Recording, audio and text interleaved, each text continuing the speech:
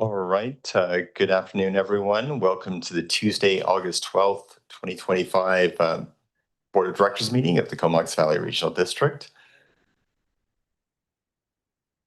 And as always, just want to acknowledge that we're doing our business today on the traditional and unceded territory of the Comox First Nation, the traditional keepers of this land. And we'll read call to action number 77, the National Center for Truth and Reconciliation. We call upon provincial, territorial, municipal, and community archives to work collaboratively with the National Center for Truth and Reconciliation to identify and collect copies of all records relevant to the history and legacy of the residential school system, and to provide these to the National Center for Truth and Reconciliation. First item of business is adoption of minutes from July 29th. Were there any additions or changes? Seeing none. Anyone opposed to adoption? And that carries, and we'll move to petitions and delegations. And we have the Island Corridor Foundation in the house, and this will turn it over to the CEO, Thomas Bevan. Good to see you, Thomas. And if you just click the button there, we'll get your mic fired up. Thank you, Chair. Hello, everyone. Thank you so much for being here. My name is Thomas Bevan. I'm the CEO of the Island Corridor Foundation, and it's appreciate the opportunity very much. It's been a bit of a hard couple of weeks for us down in Cameron Lake. It's been pretty devastating with the fire, and a number of the trestles have been lost there. And so just the wildfire emergency, and then waking up tomorrow or today and hearing about the new fire out to Bamfield, it's just it's very scary. And for the corridor, it just really we feel a dear sense of urgency to make sure that we can do our part and be part of the solution. And that's what I'm here to ask for support today from you for vegetation clearing, in terms of how we can be prepared when an event happens in the Comox area. And I'd like to explain some of that to you, please. So next slide, please. So we're proposing to clear from the city of Courtenay to Royston, so the entire stretch of the corridor in this segment.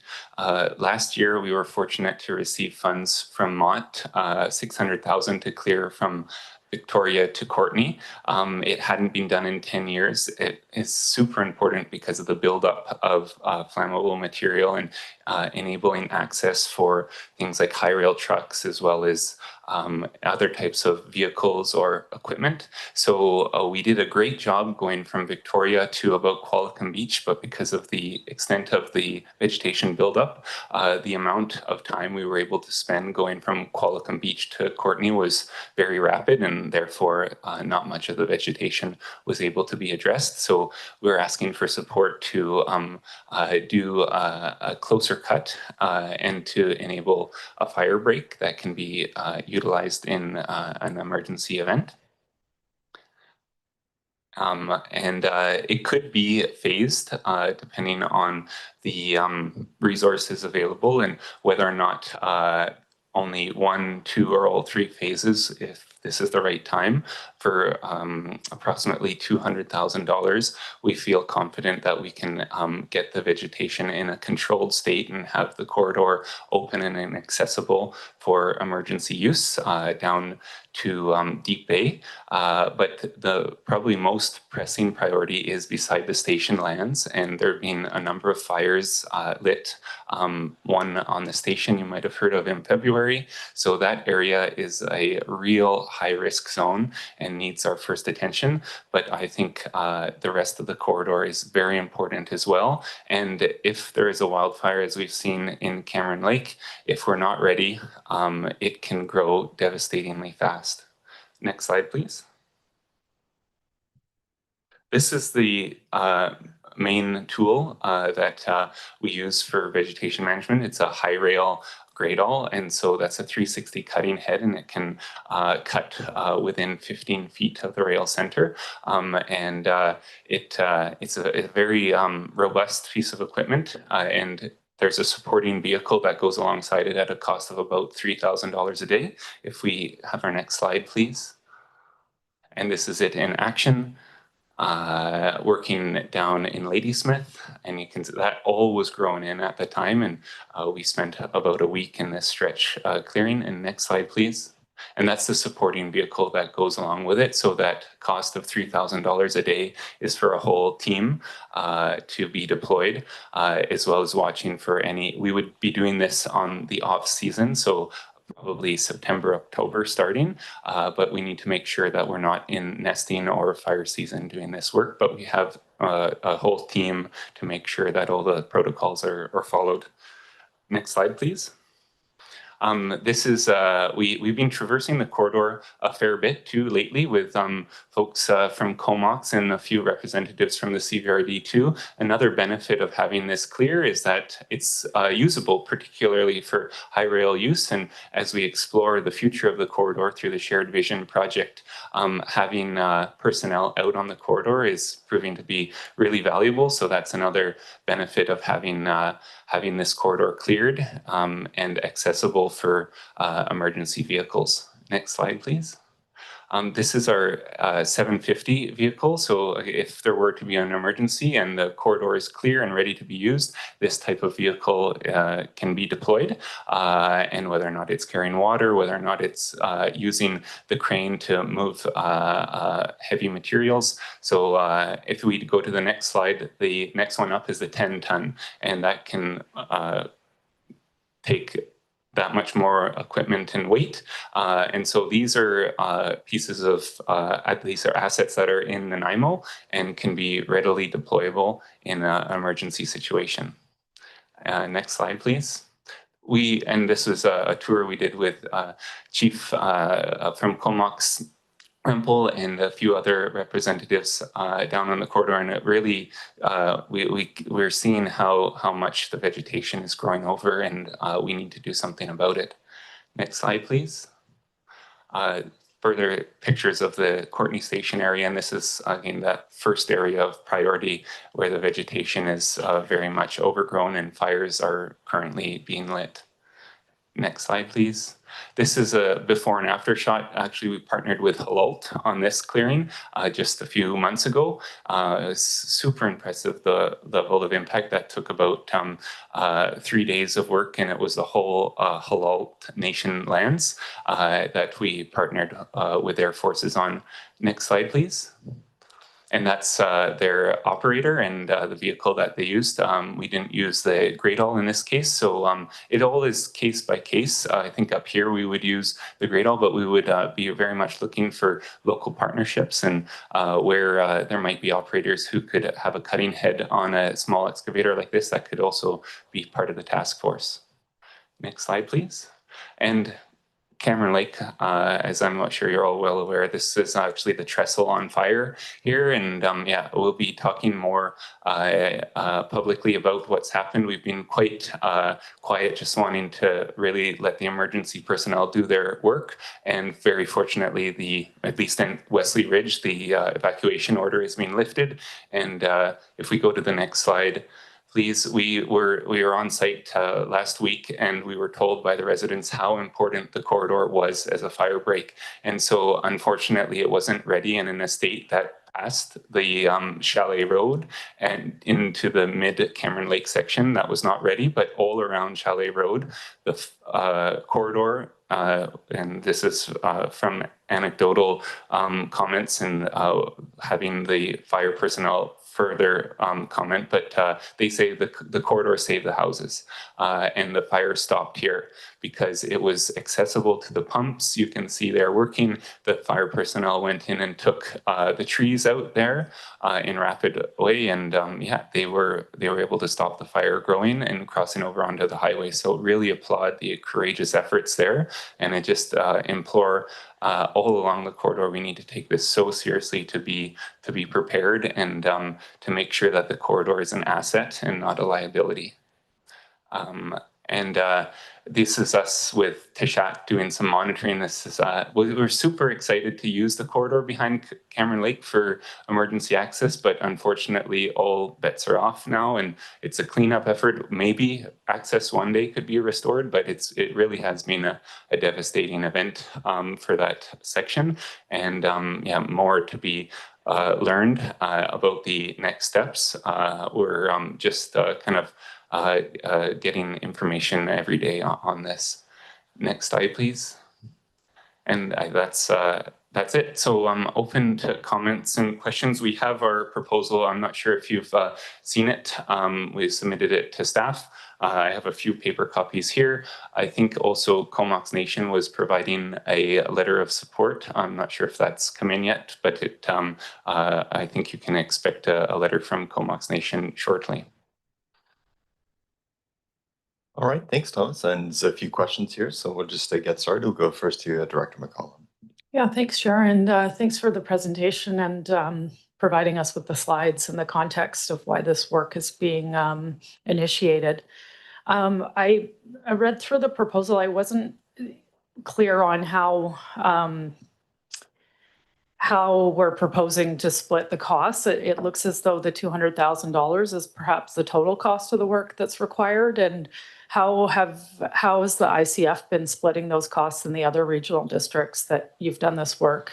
The $600,000 was from the province as a lump sum, and so we've been accounting for that with the province, and we haven't been charging a markup for our time or anything on that. It's just been all deployed to the equipment and the costs for operating that task force, and so we would look for probably a similar type of kind of collaboration with the CVRD, where we can be contributing all of our project management and in-kind efforts, but at the end of the day, the equipment costs and the personnel to run those, that's what this would be going to. And right now we are exhausted the MOT funds. We made a request to the minister in April for support for this year, and the minister subsequently said it was up to the regional districts to support if they felt that that was warranted. So the proposal then is that the regional district pays the full costs of doing the maintenance on the ICF land? Well, yeah, right now there's no budget for vegetation clearing. And so, yeah, whether or not part of the shared vision funds can be deployed in that way. And that's what the minister has said, I believe that was in about June. So that's, I guess, for staff consideration. And so the work that was done south of here, then that was paid for by the Nanaimo Regional District then, or how has that been south of here? It was the $600,000 was in addition to the $18 million shared vision funds. So this will be if we are successful in this collaboration, this would be the first application of shared vision funds from the $18 million pot to vegetation clearing, but the ministry has been clear that that's a legitimate expense for shared vision funds to be utilized for. Okay, so that's assuming that there's still funds available. Yes. Okay. Yes, which I'm not privy to. Yes, thanks. All right, thanks. We'll go next to Director Hillian. Thanks, Chair. Really sorry to hear about the trestles. That's devastating. I wanted to just clarify, excuse me, the situation with the land going through Courtney near the station. And if my understanding is correct, the fire at the station didn't really have anything to do with nearby vegetation. It was basically the station was set on fire as a result of some people who were either camped out there or cooking or whatever. So it wasn't exactly a vegetation issue, correct? Yes, that's correct. Right. And secondly, is there not some sort of an arrangement with the city of Courtney to do maintenance in that area? There is a trail agreement, and the city of Courtney maintains the path, but then outside of the path, which is often regularly used for positive and sometimes unpositive purposes, such as arson attempts. And yeah, the Courtney station fire was the most obvious, but maybe not quite weekly, but monthly, definitely, we're receiving calls on fires that have been lit on the corridor. Some of them just small campfires, but and this time of year, even a small campfire can escalate into a very dangerous thing. So yeah, we very routinely get fire calls up and down the corridor, but I would say, and this would be for the fire department to cross-reference, but outside of the Courtney station, partly because of some of the situation around with the community, that it's a really heightened area of kind of difficulty, and often fires go hand in hand with that. And just finally, Chair, you used to actually have security personnel patrolling there on a somewhat regular basis. I don't know if that's still the case, but maybe you could clarify that, and if we've had any success prosecuting individuals for lighting fires there. There's been no prosecution, but I believe it is conclusive that it was arson of the, it was on video for the Courtney Station fire. We have security daily, footprint security, but yeah, they visit in a drive-by and inspect and then move along. So for almost the majority of the 24-hour day, there are not active security there. Thanks very much. All right, thanks very much. And Director Carr. So I'm looking at slide 10. I don't know how easy it is to get that back up on the screen. Sorry, Lisa.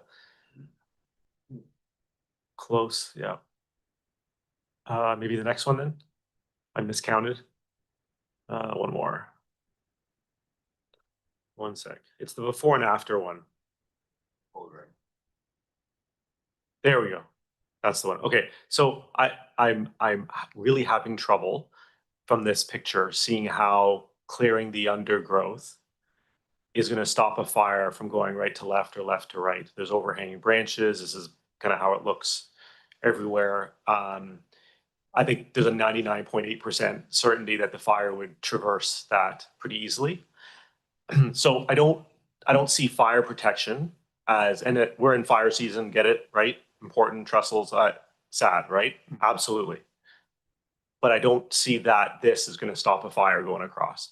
So my question is, what is the real purpose for trying to clear this ICF zone? Is there another benefit to the ICF? And if so, if it's not fire safety, because that can't be the whole reason or any reason, what's the purpose? Thanks. Yeah, a secondary purpose, like I mentioned, is access. And so being able to access for further investigation, like we've been doing with some of the CVRD folks and Comox folks, and down in Capital Regional District too, having access is important. Being able also to be able to deploy equipment is essential in a fire. And so in this area, there wasn't too much alder, and this was, I just wanted to show the Halal partnership, but this area had been cut about 5 years ago. The area in Courtney hasn't been cut in over a decade, so there's a significant amount of tree growth, like conifer and alder, which have a high fire content. And so, yeah, the corridor is just much more grown in. And I'm not a firefighter, so I won't speak with authority on this, but I verbally heard, and if we go to the slide of Cameron Lake Fire, and they created that fire break. The next slide, please. They created that fire break in like 3 hours, and this stopped the fire. This was the main reason that the Chalet Road houses did not have devastating impact, because the fire teams were able to use this area as a fire break, and it was not prepared beforehand at all. So I would push back respectfully on the fire break rationale, but if that is something that is needing further evidence, we'd be very happy to coordinate with the teams in the emergency office for the Wesley Ridge fire. All right, thank you. And I'll go to Director Morin. Thanks, Chair. Thanks for the presentation. I just want to be clear on Director McCollum's question around the funding, because it sounded like south of us, the regional districts did not pay for the clearing, correct? I think that's fair to say, and same with in Courtney or in CVRD and in Alberni, there was the $600,000 was not enough to do the whole line. Is basically what Yeah. the issue. So, kind of like comparing Ontario to BC, I guess, where, you know, the money, the funds stop before they get to the center in North Island. Yeah, and this is not directed at you. It's, I guess, just frustration in terms of we have Courtney obviously is the hub for folks who are unhoused. They're certainly spread throughout the regional district. People are sleeping in the rough in Forest and Cumberland and Area A, et cetera, but there's a concentration of folks without housing. That's one issue that creates fire risk.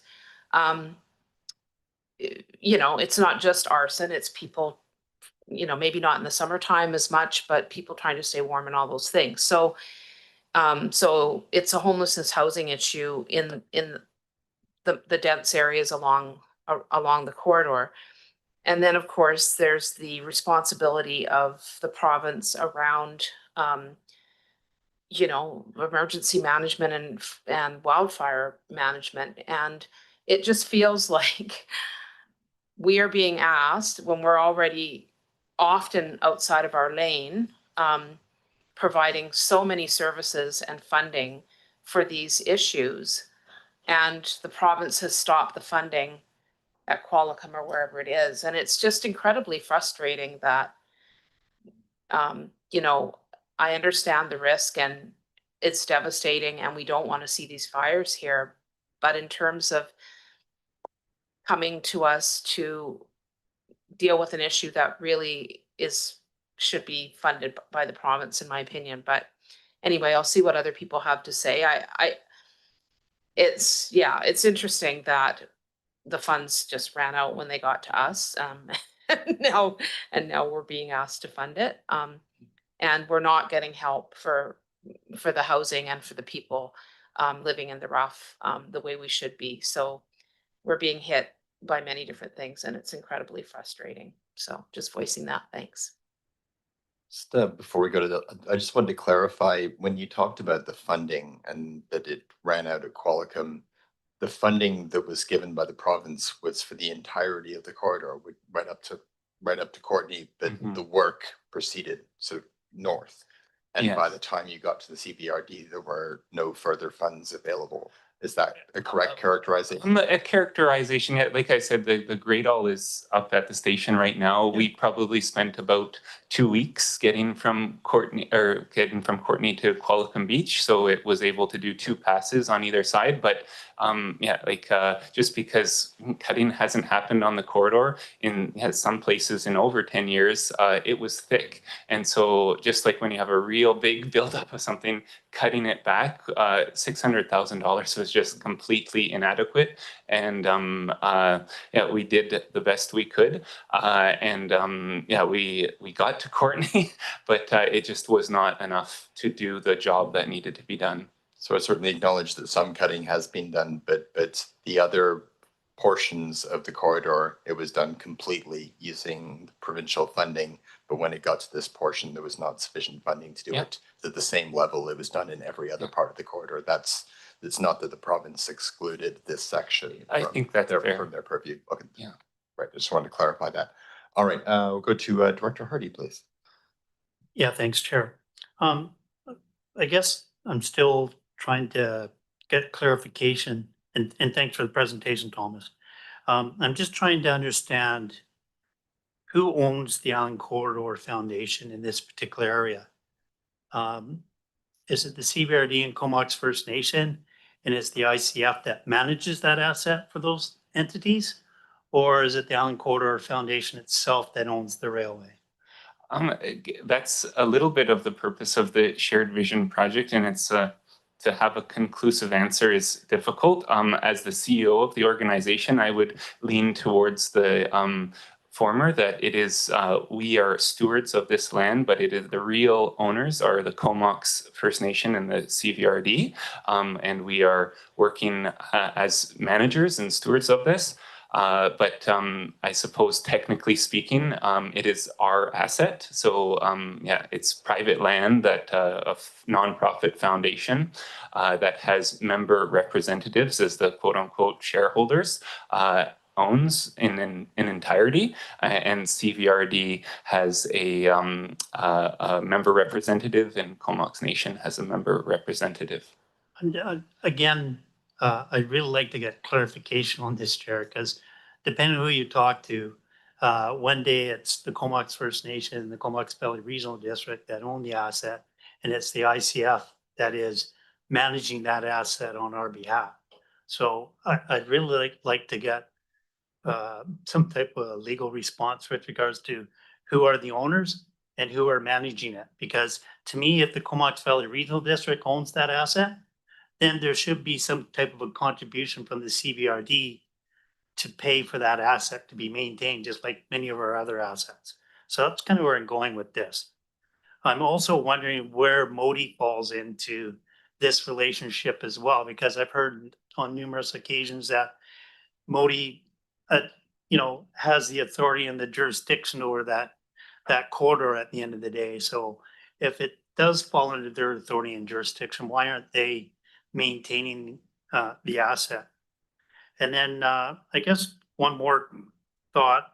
I was in the train ride that day with Chief Rempel and having the opportunity to go along that railway corridor for the first time in probably 30 some odd years. I was just an infant then. But with that being said, I guess and what I saw, and I know Thomas is just focusing on the maintenance of the corridor right now, but what we really saw was a huge encroachment upon the Island Corridor Foundation from commercial businesses and from residential areas as well. We're seeing garden sheds, we're seeing cars, we're seeing all kinds of different uses in that private property.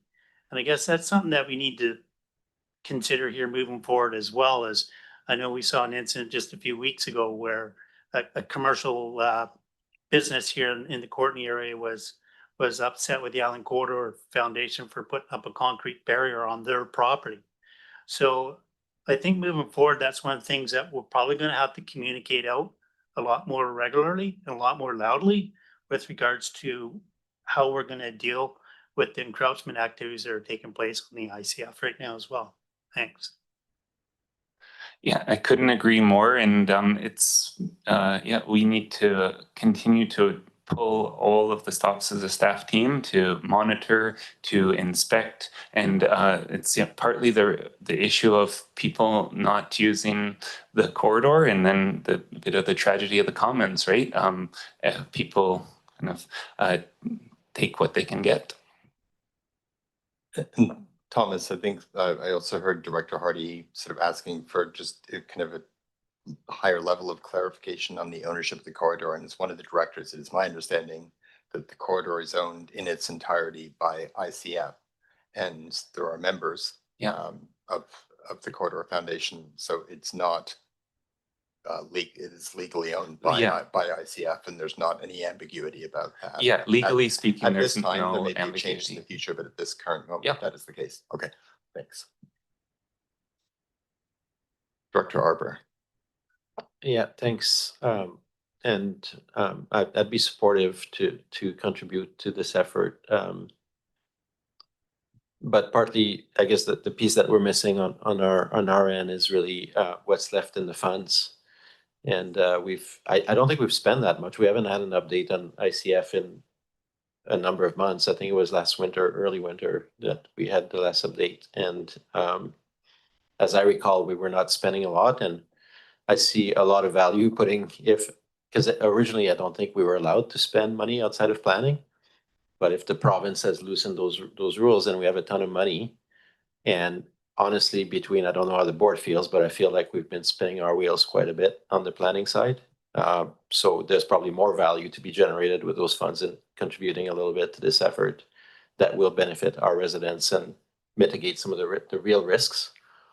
And for urban systems, I don't know, like Cowichan is already, they burned through all of their cash, like 600 grand in like number of months on consultants. And I don't think they're much farther along than they were prior to the exercise. My view 3 years ago was that the province was just pissing money out the door with that planning funds at the tune of 600,000 and $1 million to First Nations to each. I don't think we've achieved a lot. And they should have put all these funds with the Island Corridor Foundation, the 20 million, for bringing partners together as opposed to everybody doing their own thing. That was a major mistake. So if we can do a bit of good, improve fire risk, improve access, Comox First Nations in support, I'd leave it at staff, but I have no problem with a couple $100,000 to improve this stranded asset. Thank you. All right, thanks, Director Arbor. Go to Director Grant next. Maybe CAO, if you want at some point just to speak to, perhaps even now you can speak to the status of the funds. That was a question that was asked. And you and I discussed that last week. Sure, yeah, and Director's right. We haven't had an update on the Island Rail Vision project for some time. There is work being done. We've undertaken work with Urban Systems initially and have now since engaged with a consulting firm called Barefoot Consulting. They are undertaking a corridor assessment, and there's a few different touch points that we anticipate coming up. We do owe the board an update and plan to do that in the coming months. There's committed dollars are in the $300,000+ range, either spent or committed, but we're not complete through the project yet. We don't have a final endpoint necessarily. So I would suggest before making any other commitments, we're able to report back on what the status of that project is and what some of the other considerations might be for the shared vision project funding. All right, thanks. And I'll go to Director Grant.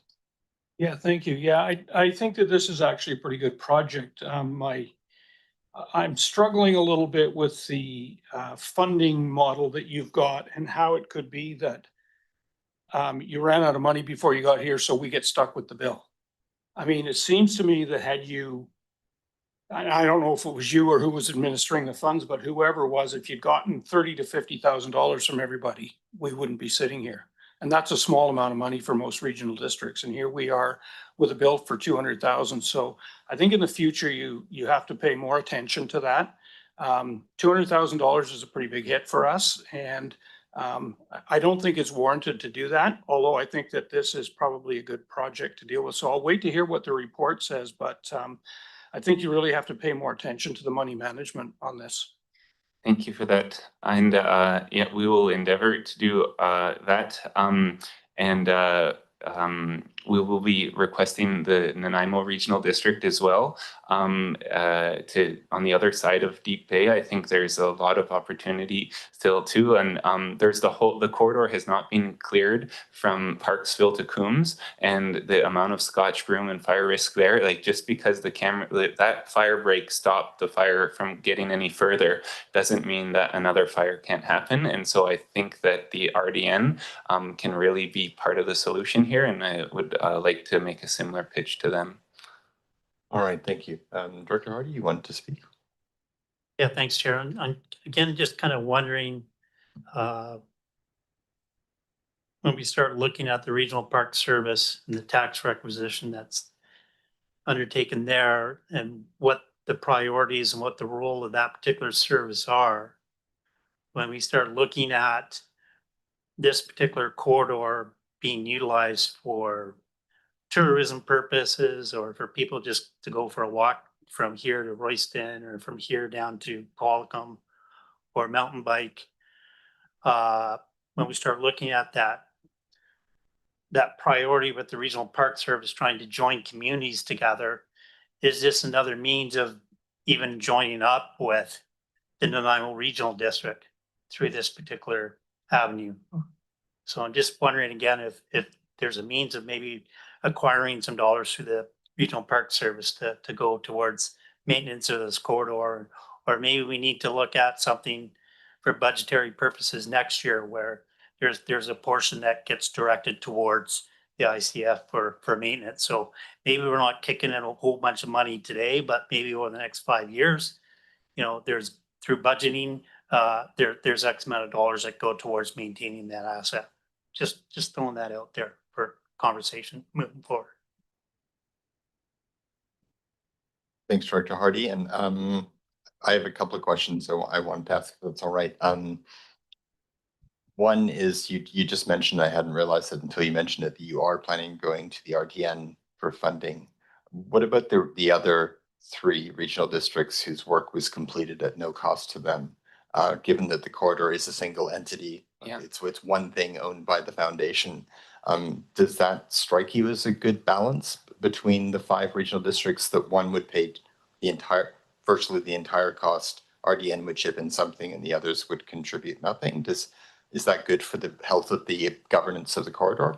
I think having as many people rowing together is essential, and the minister actually, that was the response when we went to the minister in April, requesting for increased clearing funds because we saw the threat of wildfires and the need for emergency access is so important. And the minister responded to the regional districts that if the shared vision funds want to be used for that, it's up to the regional districts to decide. So as much coordination as we can do and row together, I couldn't be more enthusiastic about that. It's just the challenge of that coordination is tough. And so to really get that political will to like, no, we're going to treat this as a corridor. We're all going to work together. And what's good for CRD, who, and CRD is, I've been having a similar conversation now, because even though we did the clearing pretty extensively on the Malahat, Scotch broom comes back. And it comes back, if you don't touch it for 10 years, it comes back 7 feet. And that's what it was in Coombs and that. Now we are traversing CRD almost every 2 weeks. We're going out with Kasupsum Nation, Malahat Nation. The mayors down there were getting quite a bit of use, but it's growing back. And so our biggest challenge on this corridor is vegetation right now. So we need to do it together. Well, that raises kind of a couple of follow-up questions, and one of them might be if there's further work that will need to be done, and this clearly, even if this were funded and done by the CVRD, there's next year and the year after and the year after. One question would be what the future funding will be like, whether this will be an annual request or whether you believe there's funding in future for the corridor to go back to maintaining the corridor itself, or if this was, you see this as the beginning of a long-term commitment by this regional district and all of the regional districts, I assume, in the long term. Is that the vision? I hope that we can be entrepreneurial and find creative partnerships to maintain this corridor better. I think it's fair to say that for the past 10 years, it hasn't been maintained. And so we need to find revenue options. And that's partly why we were trying to creatively work with some of the businesses in Courtenay to raise some funds through rental usage and whatnot. That was a bit difficult, but there's other opportunities, I think, for more entrepreneurial hustle up and down the corridor, and we're absolutely into that. Like, we want to look after this asset so it stays around, and if we don't look after it, then nature is going to take it back because nature always wins. I think if we want to keep the corridor as something that's usable, and the real sad thing is now in Cameron Lake, all uses behind Cameron Lake are off the table now. So if we want a degree of use of the corridor, it's going to come with cost. Hopefully, it's also going to come with revenues, and that's a good business plan, and that's a good future. So we're not there yet with the shared vision funds or the shared vision project and what's going to happen to this corridor. But that's why I joined this organization, because I saw a positive future. I think we are relevant to the communities of Vancouver Island, and I think we can look after this asset for the future. Okay. I think possibly one more question. Did you consider, before coming to the CVRD with the request, and this $200,000 request is something that's happened just in the last few days, the increase from, I think it was 40 previously. When you realized the increased cost, was one of the options considered to go to each of the 5 regional districts and ask, because the corridor is all of ours and it's one corridor and their work has already been done, for $40,000 a piece for a total of $200,000, such that in the end of the day, each regional district would pay equally for the work that was done on theirs rather than one regional district sort of carrying the can because there's not any funds left. Yeah, that's why the request was up too. Yeah, and it was, if you, the timing of the past 2 weeks have been a lot. And that's why, just coming from the real anxiety and threat of the wildfire in Cameron Lake and that it can happen anywhere, that, yeah, if we're not ready, like we need to get something happening in as soon as possible, ideally September or when the fire season's over this year. And so that was the logic to the, just let's do it all the way to Deep Bay and get that first heavy clear done. But yeah, the ongoing nature of it and what's going to happen in the other regional districts, it's, don't think I'm speaking off base, that it's super challenging to coordinate everyone together and to get everyone to work together. I didn't think it was going to be this hard when I joined the organization, but that's our number one difficulty, is working together. And so I would love the other regional districts to just step up to the plate here, but that's going to take a whole bunch of effort, which we're absolutely willing to do. But if then we're going to lose more time and we're not going to be able to start immediately to take, I think, what is a very legitimate, urgent item to just be prepared so that when an event happens, we don't know when, but it will happen, that the corridor is ready. Oh, okay. Well, thanks for that. And I'm not sure if I can take from that the plan is to go to each of the remaining regional districts and ask for equal contributions to the maintenance of the corridor. I think I'm hearing that from you. I'm not sure. I think that's a great idea and we can do that. Okay. Great. I'll go stop asking questions again and pass it over to Director Morin. Thanks, Chair. Yeah, I guess I'm going to go back to the responsibility of in terms of the wildfire management and preparedness, and wondering if it's true, and you've got anecdotal information from firefighters that there was a fire break that was created. Is there not a role for BC Wildfire in terms of, I mean, preparedness, fire, Fire Smart, all of that are practices. We saw in a presentation not long ago at a conference that many First Nations groups are mentoring in terms of prescribed burns and things like that. So I guess I'm wondering what the role could be, and maybe it's not a question you can answer, even our staff could answer necessarily, but it just feels like if that is the case, that this could be a preventative measure for wildfire, that like, why are we carrying the ball? Why are we carrying that instead of you know, the wildfire service or something? And I don't know if anybody can answer that question, but I can try.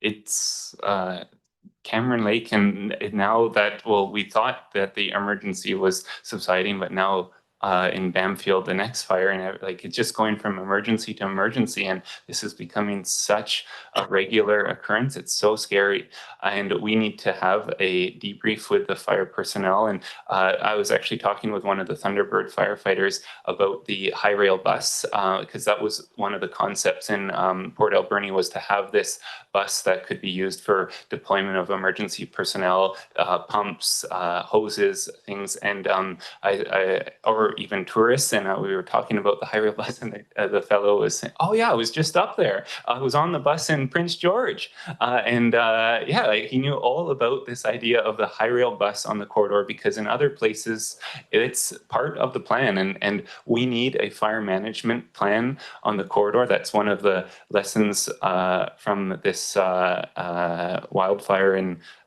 the Wesley Ridge. The corridor was not available to the emergency personnel. They did make it available in a very short area that was shown, but the majority of it was just, you heard it time and time again, inaccessible terrain. So it was all up to the air response, and wow, what an incredible effort with 8 helicopters, I think, but it was not accessible. And so how do we make this corridor accessible? I think that is fundamentally a part of our future and our value, and the province needs to see it, the federal government needs to see it, and this corridor is valid for emergency uses, but we need to be ready. Thank you for that.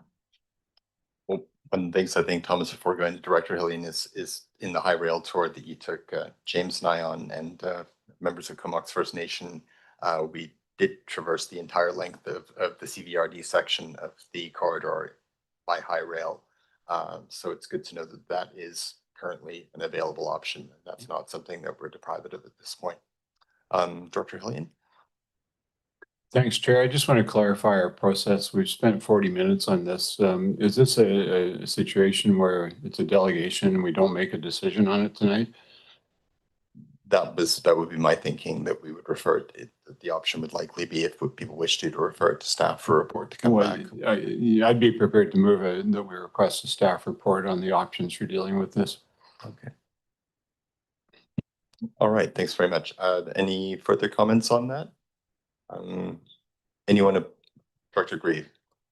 No, that is basically our policy. So I was expecting that anyway. We don't usually make decisions on present day. Yeah, thank you. All right, so the motion's on the floor to refer back to staff. Is anyone opposed to that? Oh, sorry. Oh, sorry. I don't think we're technically.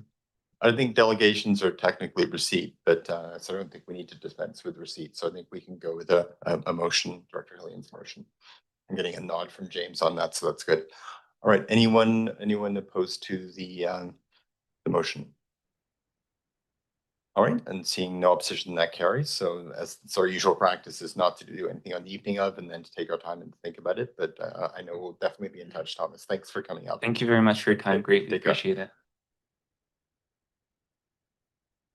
All right, moving on to reports. First one, Comox Valley MRDT application process. And second. Thank you, Vicky. And I'll pass this over to our CAO. Thank you, Chair. Lisa Kilpatrick is here at the table. Lisa is our Manager of Community Development and Resilience, and Lisa is supporting the presentation from Callum Matthews of 4VI. I'm not sure, Lisa, if you had any introductory comments, or turn the microphone straight over to Callum to take it away. A couple of introductory comments from Lisa. Great. Good evening, through the chair to the directors. Tonight we are bringing forward the process for the application of a regional MRDT. The Comox Valley Tourism Service, it's been 4 years since we've been running. And when the service was initially established, at that point, we actually had an elected officials forum, and we had presentation on what it could look like in the future, the tourism service. And one of the questions that came up was how are we going to fund this service, and how is it going to be sustainable? And at that time, we did talk about looking at moving to a regional MRDT. And so we now have a draft tourism strategy, the regional MRDT, and exploration of that is an action in that draft strategy. And Callum is here today to talk to you about what the process for application can look like. And then we also have David Rupert from our Tourism Advisory Committee here as well in the audience. And the Tourism Advisory Committee has been talking about a regional MRDT for quite some time, as the activities of the tourism service are regional in nature. And so they provided a support letter for the board to consider as we have the discussion around initiating this application process. So I'll over to Callum. Perfect. Thanks, Lisa, and good evening, everyone. Just want to begin by acknowledging that Experience Comox Valley operates on the unceded traditional territory of Comox First Nation, and provide a little bit of extra context around what I'll be speaking to this evening. So as you're all aware, the municipal and regional district tax is the primary way that tourism is funded across British Columbia. The program's been in place for quite some time in the Comox Valley, and there's been a desire for probably the last 6 or 7 years to look at expanding the collection area that MRDT is collected within. Currently, it's just collected in the boundaries of the city of Courtenay. And we're really grateful to the hoteliers and to the city for continuing to, collect MRDT and enable those program dollars to work alongside the regional district's investment in the tourism service. But we all recognize, and the Tourism Advisory Committee in particular recognizes the opportunity of expanded MRDT to bring greater benefits, additional funding across the regional district, and also I think a fair, more level playing field when it comes to tourism operators, particularly accommodation properties.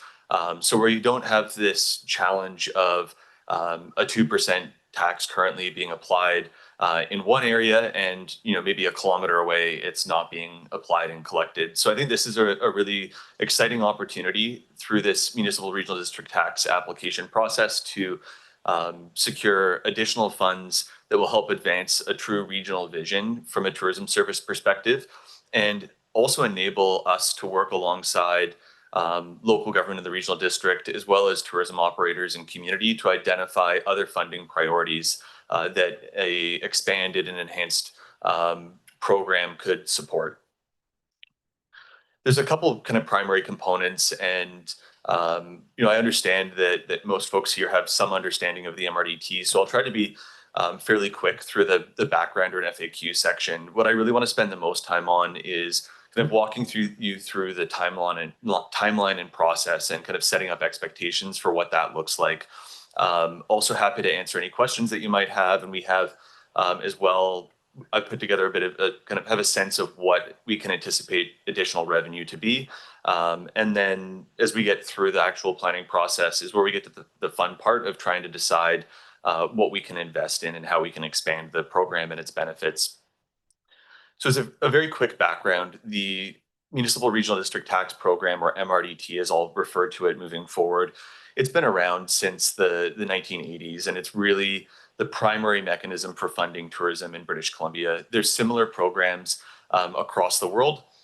Sometimes, some of you've likely paid an entry or exit fee at an airport when you're traveling internationally, or you're used to a percentage being applied to hotels. So the traveling public is very accustomed to this program. There's no evidence to suggest that MRDT negatively impacts visitor decision making. Travelers are used to and accustomed to this program. The MRDT is a tax of either 2 or 3%.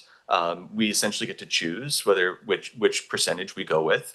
It's applied to short-term lodging, and that includes fixed roof properties, so hotels, motels, bed and breakfasts, and also short-term rentals through online platforms like Airbnb. It does not apply to campgrounds or tour operators. And I often get the question of whether we could change that. We can't. It's kind of out of our hands. There was a big initiative to reassess MRDT provincially, and no changes have come from that. So it's kind of a wait and see if things change in that respect. But it's collected from those accommodation properties that charge the additional PST point. So it makes it quite simple from a Ministry of Finance collection perspective for that reason. MRDT is administered from a provincial level jointly by the Ministry of Finance and Destination BC. And then there's a local partner that's ultimately responsible for it. So in the case of the Comox Valley, the city of Courtenay is responsible ultimately for managing the use of those MRDT dollars. And my team and I, through Experience Comox Valley, are kind of working to action that alongside the regional district on a more day-to-day basis. It's important to note that MRDT is really identified for its primary benefit to be towards tourism projects and tourism marketing. It's supposed to be stable, dedicated funding. It isn't designed to offset existing sources of government contribution towards tourism. The only exception is that since the 2018 budget, local governments have been able to use revenue from MRDT to support affordable housing initiatives. Currently, the online accommodation platform revenue collected from short-term rentals is held by the city of Courtenay for future affordable housing uses. And that's something that will be kind of discussed through the planning process when it comes to the potential of other communities getting involved in MRDT. So kind of a decision to be made there, but there is the opportunity to use MRDT dollars for affordable housing. And ultimately, MRDT provides, whether it's Experience Comox Valley or other communities, an advantage of having a dedicated, reliable, performance-based funding to support the tourism industry. And lastly, there's a very small fee collected by the province that kind of takes care of some of the behind-the-scenes admin that they have to do in order to allocate the funds back to where they were collected. And I think the kind of the last piece that I wanted to mention is that it's all based on provincial legislation, and that's why there isn't really any opportunity for us to tweak the way that MRDT works. The rules are the rules, and I like many of the rules, but not all of them. But it's ultimately out of our hands, and my role through this project is to make sure that we're able to creatively use the revenue from MRDT to bring the greatest benefit to the tourism sector and to residents, and doing that in a way that complies fully with legislation. And then, as I mentioned, we do have that choice of either 2 or 3% in terms of a collection rate. I think it's important to note that the majority of communities in British Columbia have either moved from 2% to 3% or are in the process of doing so. I wouldn't want to presuppose what the collection rate would be. That's an important part of the engagement process and to build support from the accommodation sector. But my professional recommendation is that moving from 2% to 3% would be the best move. It would provide additional funding, obviously, and as mentioned earlier, that collection rate has not been found to impact visitor decision making in any way. And the final thing from this slide that I think I just wanted to draw attention to is around eligible uses of MRDT. And I think the easiest way to think of it is that brick and mortar infrastructure projects are generally not permitted. There's a fairly complicated process in order for, let's just say for the sake of an example, a mountain bike trail to be constructed. That could be possible, but it would have to be fully approved. All of the environmental, cultural assessments would have to be completed, a full detailed budget and all other sources of funding confirmed. And then it would go through a special approval process with Destination BC at the Ministry of Finance. So it's fairly complicated to use it for kind of brick and mortar infrastructure projects. There was a section of the Trans-Canada Trail in the Greater Victoria area that had some funds directed towards it in the downtown waterfront area in Victoria. That was kind of seen as a special circumstance, really clear tourism connection. And again, all of the permitting and budget and approvals required were in place at the time of that application. But generally, it's for specific tourism projects, promotion, industry development, visitor services, those sorts of activities. So this slide provides just a kind of a quick overview of the MRDT process and the timeline that we're working alongside. My team and I have already started the background research component. I believe about 2 weeks ago, my colleague and Lisa presented an update on the tourism strategy. I was sorry not to be here, but my appendix decided it wanted out. Happy to be here today, though. So the nice thing is that this process dovetails really nicely with that strategic planning initiative. So we were able to really take all of the background research and stakeholder and partner engagement that occurred through that process and kind of fold that all into some of the documentation that's required for MRDT. So we've got a little bit of a head start from a background research situation analysis perspective. At this time, we're really focused on kind of trying to communicate and build consensus around the process and timelines for the project. When it comes to stakeholder and community outreach and partner outreach, that really is going to start in September, ideally.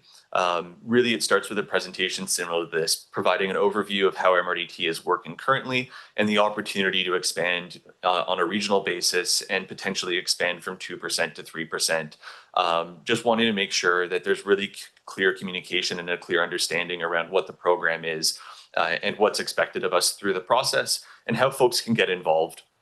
Into the fall, that's where we really get focused on the planning component. And there's two major components from a planning perspective. The first is that we have to develop a 5-year plan. So MRDT needs to be renewed every 5 years. And if it's not, the funding ends. That 5-year plan is fairly high level. My goal is always for it to be specific enough that it passes muster and we have a clear vision and roadmap, but flexible enough that we can maneuver and make the changes we need to on an annual basis. What's a little bit less flexible and also a part of the planning process is a 1-year tactical plan. So that's a fully budgeted tactical plan that identifies exactly what we're going to do with the MRDT and other sources of tourism funding within the community.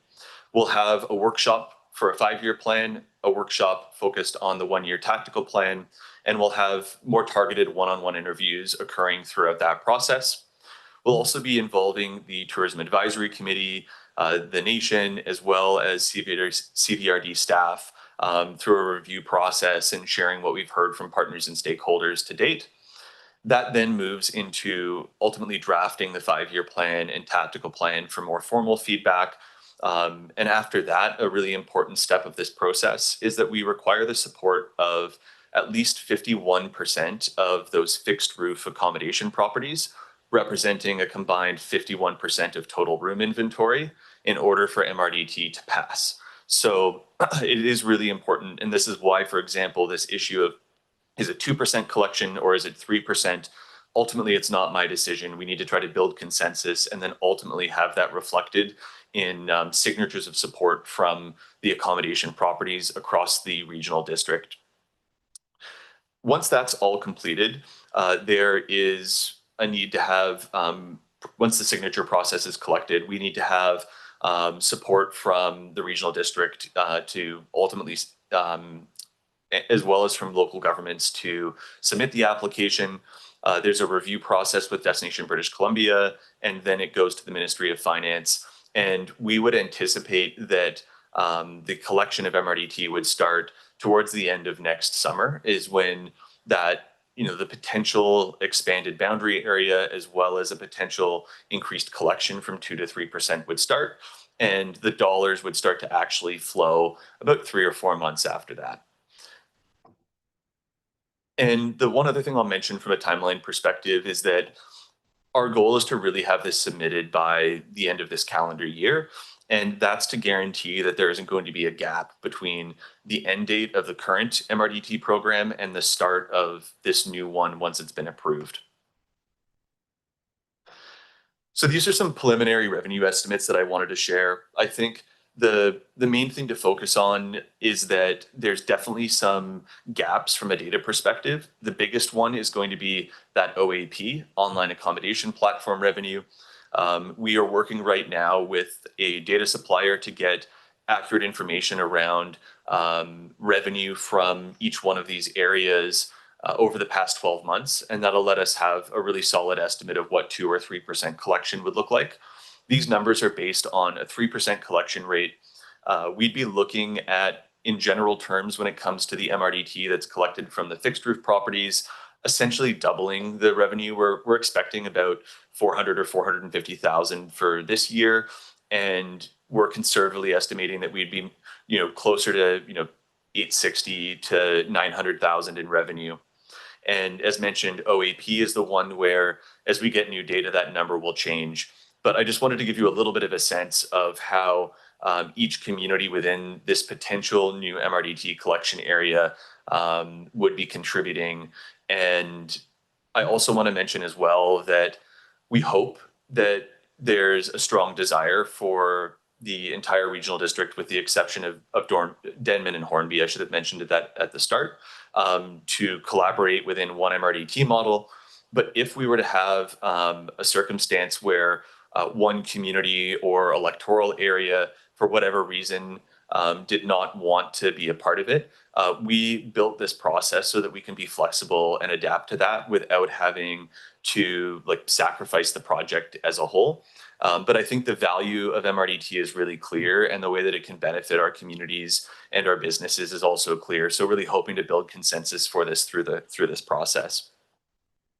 So I think that's about all I have in terms of the kind of the overarching process, but really happy to answer any questions that you might have. Great, thanks very much. We'll go first to Director Rand.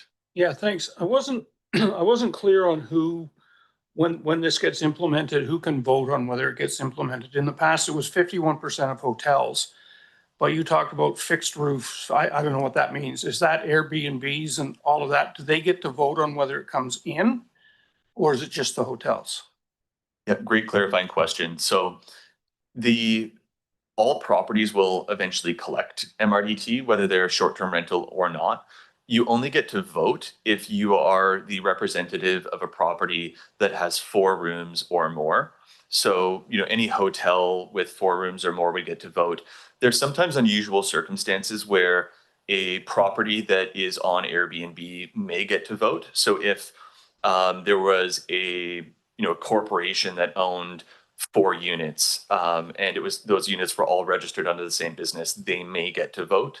But generally speaking, it's hotels, motels with 4 rooms or more that get to vote. And as mentioned, we have to have a majority of those properties with a majority of the total room inventory in order for it to pass. We'll also need a resolution from the regional district as a component of that as well. All right, thank you. And Director Arbor. Yeah, thanks. I think the commonality with this presentation and the other one is provincial inaction. I was really sad to hear about the lack of changes in MRDT. And I know in a place like Hornby, bringing in campgrounds would have almost doubled the MRDT revenue. And it's insane that the province is not considering that change. I would also say what campgrounds and RVs is one of the most carbon footprint kind of mode of travel. And that seems aligned with the provincial goals to encourage softer travel. I think people that may just take a car to go to a hotel and all that, that's way better. Anyways, I'm disappointed. I was part of the lobby for MRDT back in 2015. Like, this is an old topic for me and for bringing it in. And I guess further to Dr. Grant's comment, you did make a comment that certain jurisdictions could stay out, but you didn't explain the process for that. You talked about a board resolution, but I'm just curious if you'll require consent from every electoral area director and council first prior to that board resolution, and then I'll have a further after that. Yeah, absolutely. And yeah, agree with your frustration. Let's talk. I've got some ideas around how we can get campgrounds involved, and working on a pilot with that right now. So maybe some ideas that might work for Hornby. When it comes to the kind of formal approval process, ultimately what we need in order to, from the province's perspective, is support from each incorporated community and support from the regional district board. And as well as that 51% of properties with 51% of room inventory. But our focus as a team is to really build consensus across the regional district. And I think from my perspective, if there was an electoral area where no accommodation properties were signing on in support of the program, that's a problem. And we need to really address it and understand why that is. The way that this program is ultimately designed is that if we have 51% of properties with 4 rooms or more, representing 51% of inventory across the whole regional district, support from the community, from the incorporated communities, as well as the regional district, that passes muster from the perspective of the legislation. But we have to ask ourselves whether that's good enough for us here. And that's something that I hope won't be the case. But if it is, I think that we kind of have to cross that bridge when we get there. Thanks. And that's really helpful to my second part, which is I guess I just found out I don't have as much leverage as I hoped I would. So I guess I only have the power of persuasion, which I'm kind of used to as well. But I would make a strong case then if it's going to come to a board resolution, like, yes, the stakeholders can have a say, but my experience at Hornby is having the elected officials' voice in that process was useful, especially when there's reluctance about what proportion of the funds should go to affordable housing. And I was going to say I would not vote in favor of joining Area A, but obviously I can't do that. But unless we saw at least 50% of the funds go towards our new housing authority and affordable housing. And I think that's an amazing opportunity to tie what people see as some of the impacts of tourism to some of the core needs in the valley. Now, I don't have that leverage, but I would remark to the board that Cortez, both the tourism stakeholders and the elected officials, voted in favor of contributing 100% of MRDT dollars to affordable housing.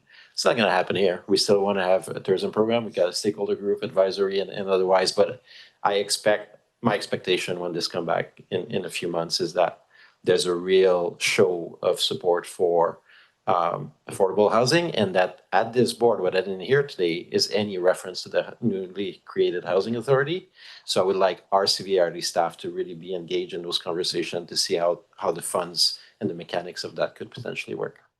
Yeah, and I think just like one comment that I'll make that I think is important for us to be mindful of is that I am seeing kind of this trend of looking at MRDT as a way to pay for affordable housing across the province. But I think the reality is that there's simply not enough funding from MRDT to meaningfully address the affordable housing challenges that we have across BC. The communities that we work with that have MRDT revenue going towards affordable housing, the majority of it has been spent on essentially reports and engagement. And I'm not aware of any actual affordable housing infrastructure projects that have been completed with MRDT revenue. So I think it's really important to look at MRDT as ideally a part of the solution, but it's still certainly not like the silver bullet to solve our challenges. And I think also important to be aware of the benefits that MRDT brings to the tourism industry in a larger sense. All right, thank you. And Director Brown. Just when I need to plug in my computer. Thank you. Some of my questions were answered, but I think somewhere in your slides, it speaks to that specifically the online accommodation providers are where the affordable funding can come from. Is that true, or can all of it be used for affordable housing? Yeah, so there's a lot of confusion on this topic. So to be clear, the 2018 budget essentially enabled the local governments to utilize the online accommodation platform revenue for affordable housing purposes. And that does not require approval or permission from those hotel properties with 4 rooms or more. So midway through an MRDT 5-year term, a local government could decide, hey, we want to direct this OAP towards affordable housing, and that can happen. When it comes to what I like to refer to as like general MRDT collected from those fixed roof properties with 4 rooms or more, that has to be built into the 5-year plan and requires ultimately approval from the voting properties in order for that to happen. And it's the same with whether it's 2% or 3%, there's no different rules for the first 2 versus the additional 1%. So yeah, if non-OAP revenue were to be used for affordable housing, we would have to identify ideally a percentage of total MRDT revenue that would be directed towards affordable housing purposes. We'd have to identify what those uses would be, and then we'd have to have support from 51% of the properties representing 51% of the rooms, support from incorporated communities, and then support from the regional district board. Okay, that makes sense. Hotels are not taking our housing, short-term rentals are. So I understand that. And I guess, so we could come to that at a later time and just use the OAP. Okay. And I had another question, but now I can't remember, and it's probably different. If I may, one other, I think important point to make about this process is that the way that the funds are reported. So ultimately, if the regional district is the kind of owner of MRDT, when the Ministry of Finance kind of makes those payments, you'll have kind of 2 different lines. You'll have MRDT revenue from those traditional hotels, and then you'll have OAP revenue, but it's not delineated by individual community. So that will be kind of how, if there's MRDT or OAP going to be used for affordable housing purposes, there'll have to be some work done to identify an equitable way of approaching that. So that's just one challenge I'm anticipating we'll have to work through. Do you remember your follow-up? Okay. Yeah, so that should be fine because we now have a regional housing authority, and we could route the money through there to the communities as the board sees fit. So that's great. So the people who are voting, have already experienced the MRDT. They're currently paying it, right? Everyone that's got a hotel that's got more than 4 rooms is already included. Within the boundaries of the city of Courtney. Yes, which but, is where most of the 99% of the hotels are, yes? not 97. that high, but if we look at this if you look at the MRDT revenue lines, you can kind of in your mind ballpark percentages based on the electoral areas, excluding Mount Washington. That's separate because they're already collecting MRDT, and there's a possibility that they may collaborate and kind of end theirs and join a broader regional initiative. But there will be quite a few new properties that would be engaged through this process that have not collected MRDT in the past. Okay, I guess I'm trying to figure out what the likelihood of support is, and because I would be happy to increase that to 3%. I think that's totally reasonable. It seems to be having no impact. But yeah, just trying to get a sense of who's included in that vote. Yeah, so thank you for that. Great, thanks. And Director McCollum. Yeah, thanks, Chair, and thanks for presenting on this. It's nice to see this moving forward. We've been kind of talking about this and moving toward this for some time through our various transitions in this process, in this service delivery. And I would say mostly in support of how it's laid out. I don't have any major concerns, but I am just curious on some of how this transition would impact Courtney directly, because we are currently collecting the MRDT, and more, important to this housing conversation is we are using those short-term rental funds, just that portion, to support development costs for affordable housing projects that are happening right now. So I wasn't really clear like how this rollout will change those funds collected and what that would look like administratively for what Courtney's doing now versus what we're proposing to do as a region. Yeah, absolutely. So I've been involved in kind of similar transitions in the past. So ultimately the way it would work is that the city of Courtney would continue to get the MRDT dispersed to them through till about August of next summer. And if we were to move forward with this change, Courtney would stop receiving the MRDT revenue then. But Courtney would have ultimately the option of holding on to those affordable housing funds that were collected, as well as the tourism funds that were collected if there's any kind of restricted funds that have been set aside for a rainy day or anything like that. And it could be used for the general MRDT for tourism related projects at the city's discretion. The affordable housing component, you could continue to use the funds that have been accrued for your own local uses. The other option, and you'd of course have to report out to the Ministry of Finance and Destination BC on that each year until the funds have been exhausted.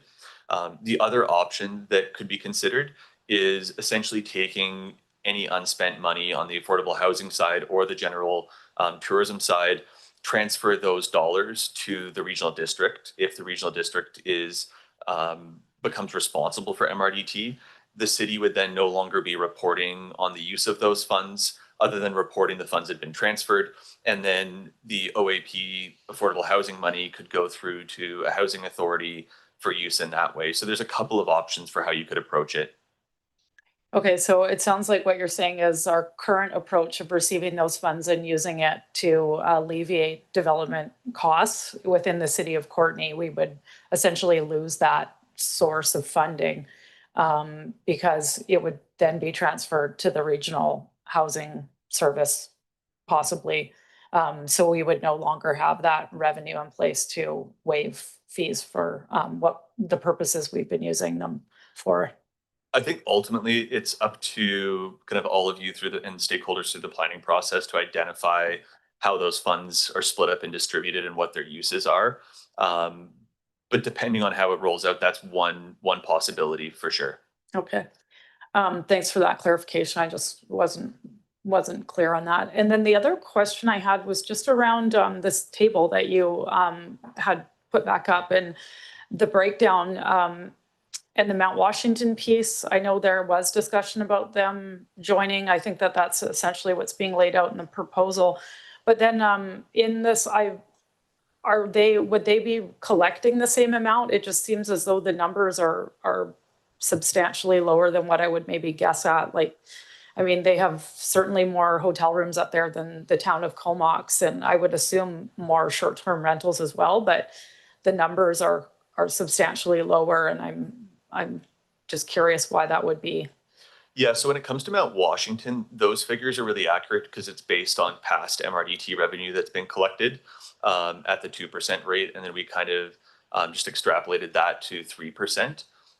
When it comes to Courtney and Cumberland and electoral areas, excluding Mount Washington, those are really back of the napkin calculations based on the number of rooms that the Ministry of Finance told us are in place within each one of those areas, and estimates on conservative estimates on average daily rate and occupancy. So why would the Courtney numbers be less accurate than the Mount Washington if both areas are collecting the MRDT? I may have misspoke. Comox, Cumberland, and electoral areas excluding Mount Washington are going to be less accurate because we don't have historical MRDT collection data for those communities. Okay, I understand. But the idea here is bring it all under one service, collect the same amount of money on each room booking at the 3%. Okay. And the alternative that is in place in the regional district of Mount Waddington is that each community has its own MRDT. So Port McNeil, Port Hardy, Village of Alert Bay, and Port Alice all have their own 5-year plans and tactical plans, and the regional district electoral areas have their own. And some money stays local, some money goes to a regional district project. There's an insane amount of administrative work. We'd essentially be doing this process like 4 times here. So from an admin perspective, you kind of like annually increase your admin costs by 4 or 5 times. So the regional district of Mount Waddington's in the process of essentially wanting to get out of that. And the model that we're kind of proposing here is the model that they're looking at on the North Island as well as a result. Okay. Yeah, makes sense. Thanks. All right, and a final comment or question from Director Reid. Thanks, Mr. Chair, and thanks for this introducing this concept. I guess my question would be who's the brainchild behind this in the first place? Because I mean, as an electoral area director, I would say that we're used to supporting programs and facilities and initiatives in the city of Courtney. And the way it works right now, it is basically the city of Courtney benefiting the city of Courtney. I think that, I don't think there's any appetite in Area C to participate in this. In fact, if I can find it here.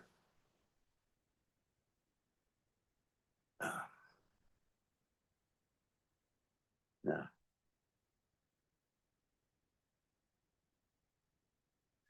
Anyway, in a nutshell, Mount Washington, as you know, I've already submitted their 5-year plan and are collecting their own MRTD.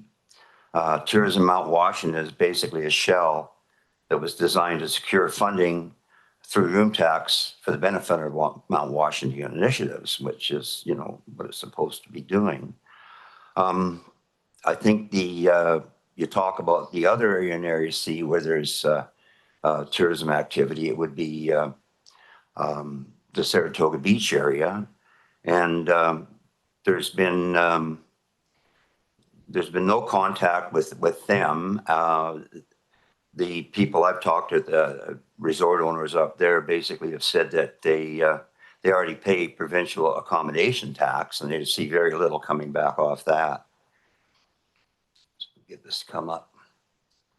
Yeah, I had the actual verbatim here, but in a nutshell, I think it's dead in the water in Area C. I see no need to do it. We have no representation as it is on the experienced Comox Valley board. And I think we're quite happy to continue on without it. I think Courtney benefits a lot. And I think the existing model is working very well for them. I don't know about the other electoral areas, but the other thing, I guess, is Comox doesn't get to vote on this, but if it goes ahead, they can still get railroaded into it. Is that correct?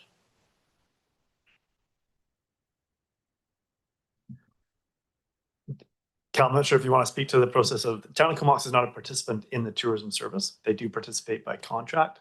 And the proposal here is to consider a Comox Valley-wide MRDT, which would include the town of Comox for the marketing purposes, for the promotion purposes. But Director Grieve is right, they're not part of the service, so they don't actually vote on this at this board table. But when you speak to the legislative requirements of the voting for both the tourism fixed roof providers, the 51%, 50% plus the municipalities, that's where the town of Comox would be providing council resolution. So they do have a say in that regard. Yeah, that's correct. And I think typically how most incorporated communities that I work with, when it comes to having that council resolution, they ultimately look to understand the engagement that's happened and the opportunity for participation among tourism operators and community members in their community. And then they look at the level of support from a signature perspective from the accommodation sector. And if they feel that there's been great engagement and that there's a high degree of support, then that passes. I think in a broader sense, the Experience Comox Valley project is currently bringing benefits to all communities in the Comox Valley, even with some benefits to Hornby and Denman. I work with Karen at HiSeek regularly, was talking to her yesterday. And although we're not formal partners, they're kind of key neighbors of Experience Comox Valley. Our team has had some engagement with tourism operators in the Saratoga area. And I actually think that we've heard that there's some excitement for the opportunity to get more involved. But that's really what the engagement process is all about from my perspective. It's about spending time with those operators, helping them to understand how MRDT as a program works and the benefits that it can bring them. My hope is that the track record of Experience Comox Valley over the past 4 years has helped to pave the way for this to be successful. But ultimately, it will be up to the accommodation property owners or general managers to decide what direction they want to go. But the data is clear where MRDT is in place. We see an increase in room revenue and an increase in tourism activities and increased profitability for business owners. I've got data from across all of Vancouver Island, including really remote and rural areas in the regional district of Mount Waddington. And so, yeah, I think ultimately a lot of that discovery work and engagement work has to happen. And that's really what this planning process is all about. And if ultimately stakeholders in a certain area decide that they don't want to proceed and we don't see the support that we consider adequate, then we'll absolutely have to address that and decide how we want to proceed. If I can just build a little bit, sorry, if I can just build a little bit on Callum's point there, the 51%, that's the bare minimum. I think Callum said a few times that he's really looking for that collaborative and consensus-based approach where there's going to be a lot more engagement and further dialogue and understanding on what the pros and cons are and the benefits of a regional MRDT. And then it will be whether that threshold is passed, but also importantly, whether the councils and the board will pass resolution to allow this regional MRDT to proceed. So recognizing that this is not a program that has existed in anywhere outside of Courtney and Washington to date. Yeah, and we typically aim to get at least 70% support. If there's, and essentially there, I think that speaks, for me, that's kind of a threshold of support. There's always folks that are out of country and unable to sign and those sorts of complexities to deal with. And I think the other point that I'll make is that we have been involved with the regional district of Mount Waddington for 13 or 14 years when it comes to MRDT. And our team was working on a report to understand the benefits that's brought to their North Island. And it was really interesting for me to see that the level of support for each one of the I guess, 3 or probably 4 MRDT renewals that have happened, the level of support from those voting stakeholders has increased every single time as they start to see the benefits that the MRDT collection brings and new programming and the reality that it doesn't impact visitor decision making. And I really hope that would be the case here as well. Okay, thanks, Callum. And we'll go to final few questions. Director McCollum. Yeah, just a quick one for clarity, because I'm not sure if I misremember, but I thought we had received a written request from Mount Washington to, like, not from Mount Washington itself, but from that area to join our MRDT. But Director Grieve was saying that was maybe not the case. So yeah, what's the Lisa, do you want to answer that? Sure. So the MRDT or the Mount Washington Tourism Mount Washington did come and make a presentation to the board to request support for their 5-year renewal of the MRDT.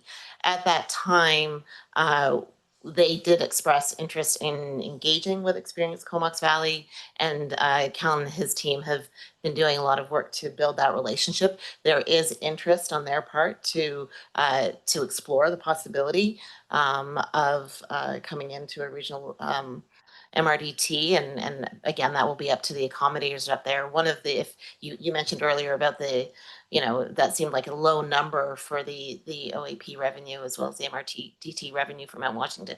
One of the things that they've recognized is that by a broader regional partnership, they could use the support of Experience Comox Valley to expand into the shoulder seasons and to see more revenue generated up on the hill.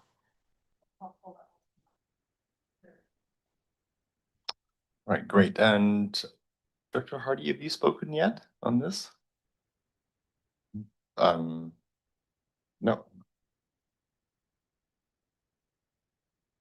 Dr. Hardy, go ahead. Yeah, thanks, Chair.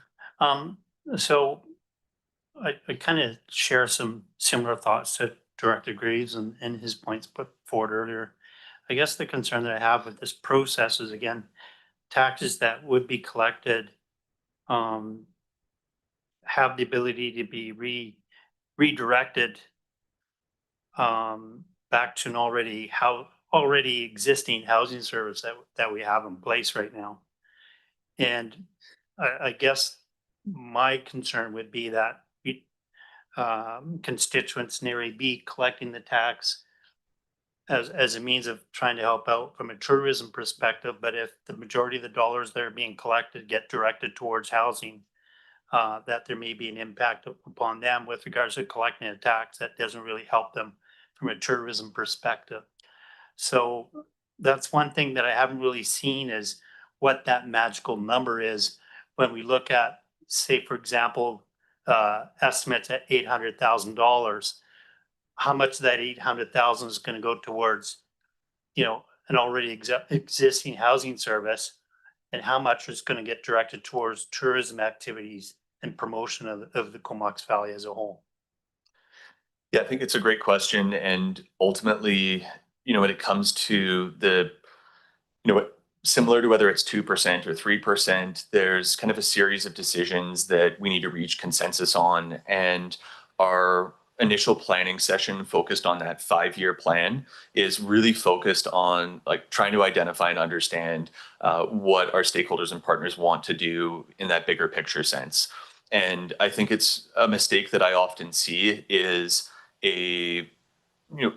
local governments identifying, oh, we'd like to put X amount into affordable housing, when ultimately it is the decision of the voting accommodation properties as to whether that happens or not. Same as to whether it's 2% or 3%. So we want to be really careful when it comes to assumptions and where MRDT process can sometimes go off the rails is when we decide what's going to happen before we talk to our partners and to our stakeholders. So that consensus building process through that 5-year plan workshop and then the 1-year tactical plan will be really key when it comes to some of those critical decisions.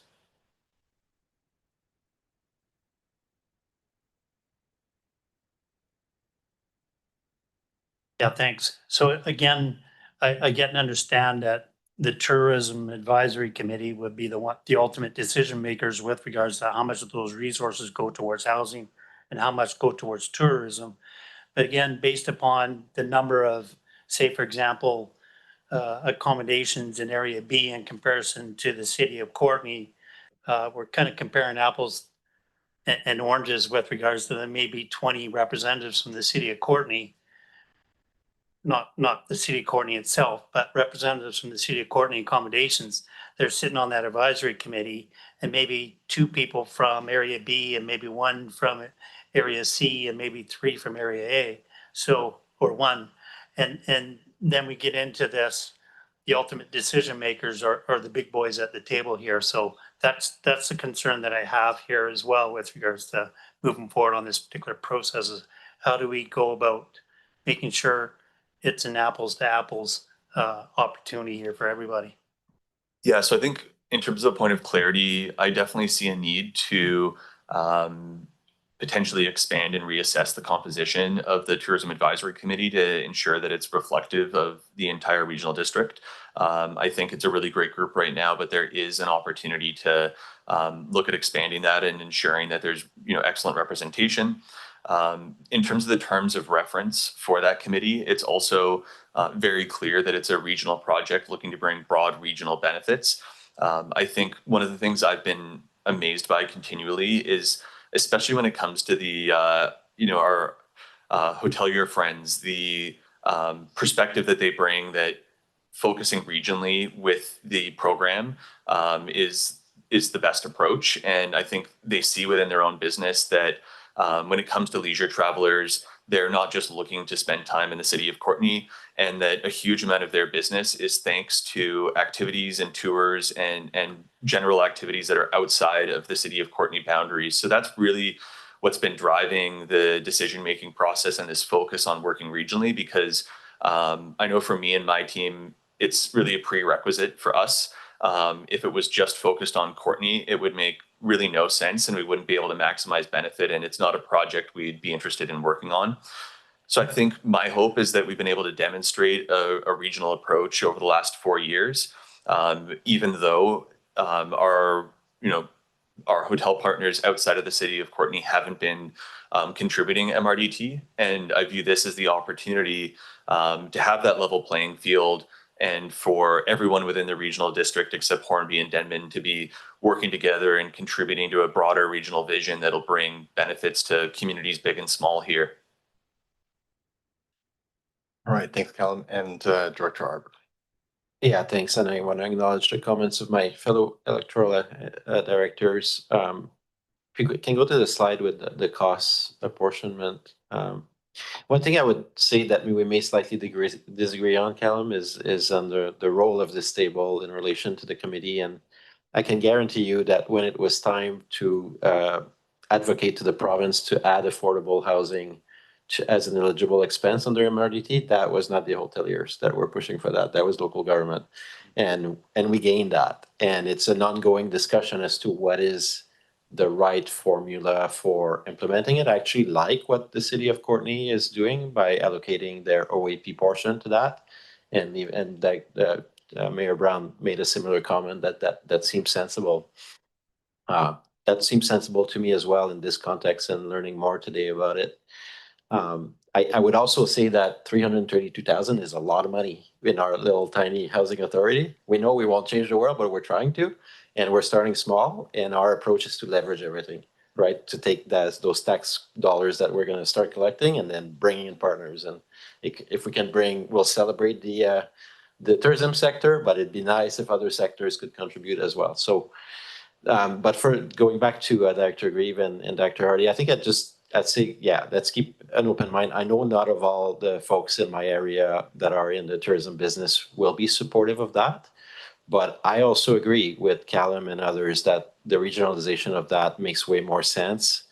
We have evidence that it's a minimal impact on the market.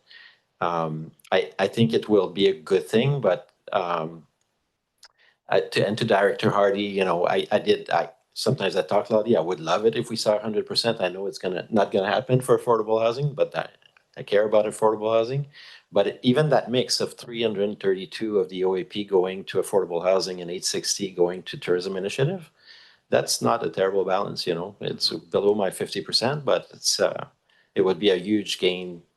And to my fellow Courtney councillors, lastly, sorry, I'm making a speech, but I know you'll have a dilemma around whether to keep those funds, you know, under your current model, like that 150, or putting in regional. But again, like for us, the newcomers into this, we won't have an existing vehicle. And I think it would be nice for Courtney Council to consider changing the model and regionalizing that and really concentrating our efforts on the housing authority. Thanks.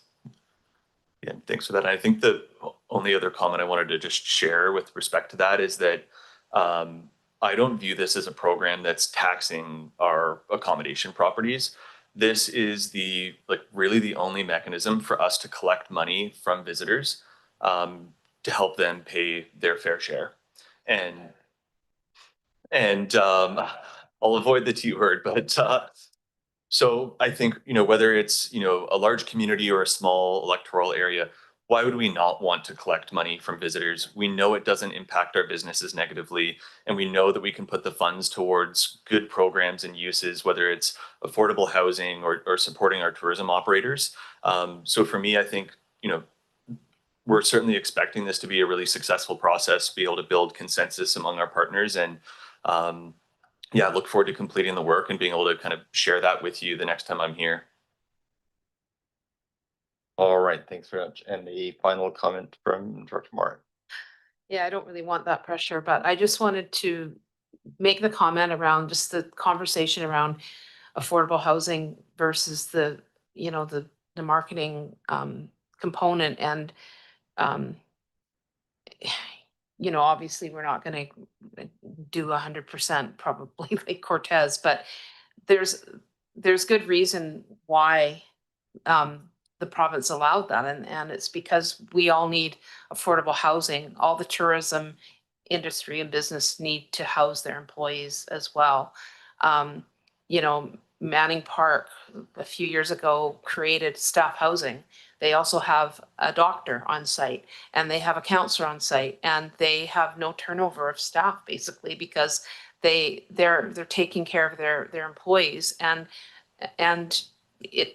you know, the resort is benefiting from that. So I think it's not like an either or. We need to have the right balance, obviously, to promote tourism the way we want to see it promoted according to our community's values and in a sustainable way. But we also, I think, having that affordable housing component is super important as well, because it allows for us to have all the resources available. And, you know, I know you did make the comment that in your experience, the places that are using it for affordable housing, it's not necessarily going into housing, but you can hear that in Courtney, it actually is. And we have built the bulk of affordable housing, and we are using that money to alleviate expenses for that truly affordable below market housing. So I just wanted to, you know, make those comments that I think we need both things, and I don't know where we're going to go with this in terms of Courtney, because this obviously would be Courtney giving up being able to do the things that we have been doing that we feel have been extremely beneficial using those funds. So, as well as contributing tons to the marketing dollars. So yeah, that's my comment for the moment. Thanks. All right. And you got one more comment? Okay. So just for clarification purposes, I just want to understand, again, if we go through this process, what we're forcing, and if I agree to this process, are we forcing accommodation businesses in Area B to apply this tax to people that come into their back door? Because my understanding right now that there are several businesses throughout the Comox Valley that aren't required to acquire this tax or this tariff. So I'm just kind of wondering again, at the end of the day, what kind of kickback or what kind of response are we going to get from our businesses throughout the Comox Valley if we turn around and say, we're forcing you to collect this tax? Yeah, so I think to be clear, like initiating this process is not forcing anything. It's really starting the conversation to share information about this program and its potential benefits, to identify potential uses for the funding, and then to identify level of support that we have in place. We'll be reporting out on, like when it comes to the signature collection, we'll have each incorporated community and each electoral area and Mount Washington. That'll enable us to understand what relative levels of support are across the communities. But ultimately, if there is a majority of support across those communities, then it does pass and everybody will have to collect it. But that is kind of approval for that. And that signature collection process is many months down the road from now. And the focus is really on sharing information, identifying uses, and trying to build consensus ideally. Right, and that's provoked another question, Director Grieve, and we will try and wrap this up when. I know. We have a very short agenda, so we'll make it long. We always do that. Once again, though, I think to Richard's point, with Comox being out of the service, they still will be participating in this exercise. And because it's a majority driven, again, we got our gun to a head, right? I can't use the term, I'm sorry. Yeah, big stream, but you know, we're under the spotlight then, okay? The thing that strikes me as odd is that Director Grant and Director Kirk don't get to vote on this, but they still have to submit to it. So I know that's probably some kind of a legislative requirement, but it just seems to me that you know, it is the tyranny of the majority. That's all. Maybe just to respond, the decision being put to the board here is to approve the initiation of this process to move towards a Comox Valley-wide municipal regional district tax. The process that Callum and his team will be working with is to engage with all of the fixed roof accommodators and the sector to be able to speak to the pros, the cons, the benefits, understand the value of such a process. And that would include in all jurisdictions with the exception of Mount Washington and Denman Hornby. And sorry, Lisa? Mount Washington. Yeah. Include Mount Washington for the sake of potentially coming into the service or into the program at a later date. Yeah. They are in the service as being located in Area C. Correct. The decision-making time will be collecting the signatures from the 50%, 51% of the fixed use accommodators representing 51% of the number of rooms, and importantly, the councils for the jurisdictions and the regional district board. And Lisa, if you want to go back to that timeline, I think that's an important piece to know that this is really the initiation of that process. And some of those other points on there have been talked about here, but they're, I think, equally important, drafting these tactical plans, drafting the 5-year plans, to help inform then the signature collection process. And then ultimately, if those bars are passed, and as Callum said, he's aiming for 70% consensus. And I think it would be instructive to the board that if the numbers came back really close to that 51%, that's a decision point for the board and the councils at that time around approval or not. You won't have achieved a vast majority if you come back with 51%. And so that'll be an important point in time for the board to give consideration. Yeah. And at that time, we can assess, as I mentioned, the levels of support from each of the communities. And if there's a feeling that a level of support is inadequate in a certain area, then it does not need to proceed there. All right. Thanks, Callum, and thanks, CAO, for just sort of crystallizing that at the end of the discussion. So we are on receipt. So anyone opposed to receipt? And that carries? Okay. All right, any discussion on the recommendation? And is anyone opposed to the recommendation? It was clarified earlier, of course, this is a vote of the areas, Courtney and Cumberland. Director Hardy, you wanted to speak? On On the recommendation? yes. Yeah, I'm not really comfortable with the recommendation right now, so I'll be opposed to it. Thanks. Okay, thank you very much. All right, so Director Hardy has mentioned that he's opposed. Is there anyone else opposed to the recommendation? Director Breed. Okay. All right, thanks very much, everyone. And thanks very much, Callum. That was a long and informative discussion. I appreciate your input. And next we'll move to the Comox Valley Regional District Transit Fare Review follow-up. Thank you very much. And I'll pass this to our CAO. Thank you, Chair. Michael Zabarski is our manager of transit facilities and reporting back on a topic that was held at the last board meeting. This is a follow-up to that discussion on the transit fare review. So Mike, I'll turn the mic to you. And I think you've also got a guest online to support the discussion.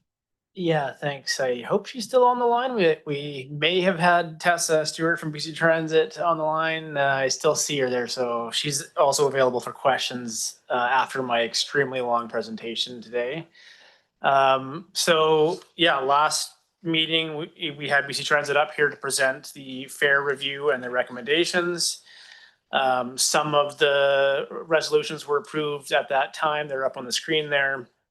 But we also got some feedback from the board to look at some different options, which were kind of focused at keeping the pass products at a lower cost and bumping the cash fare, the single ride fare up a bit to kind of balance things out. So BC Transit has prepared an addendum to the original fare review. It's attached to the staff report. The table here kind of summarizes the important parts.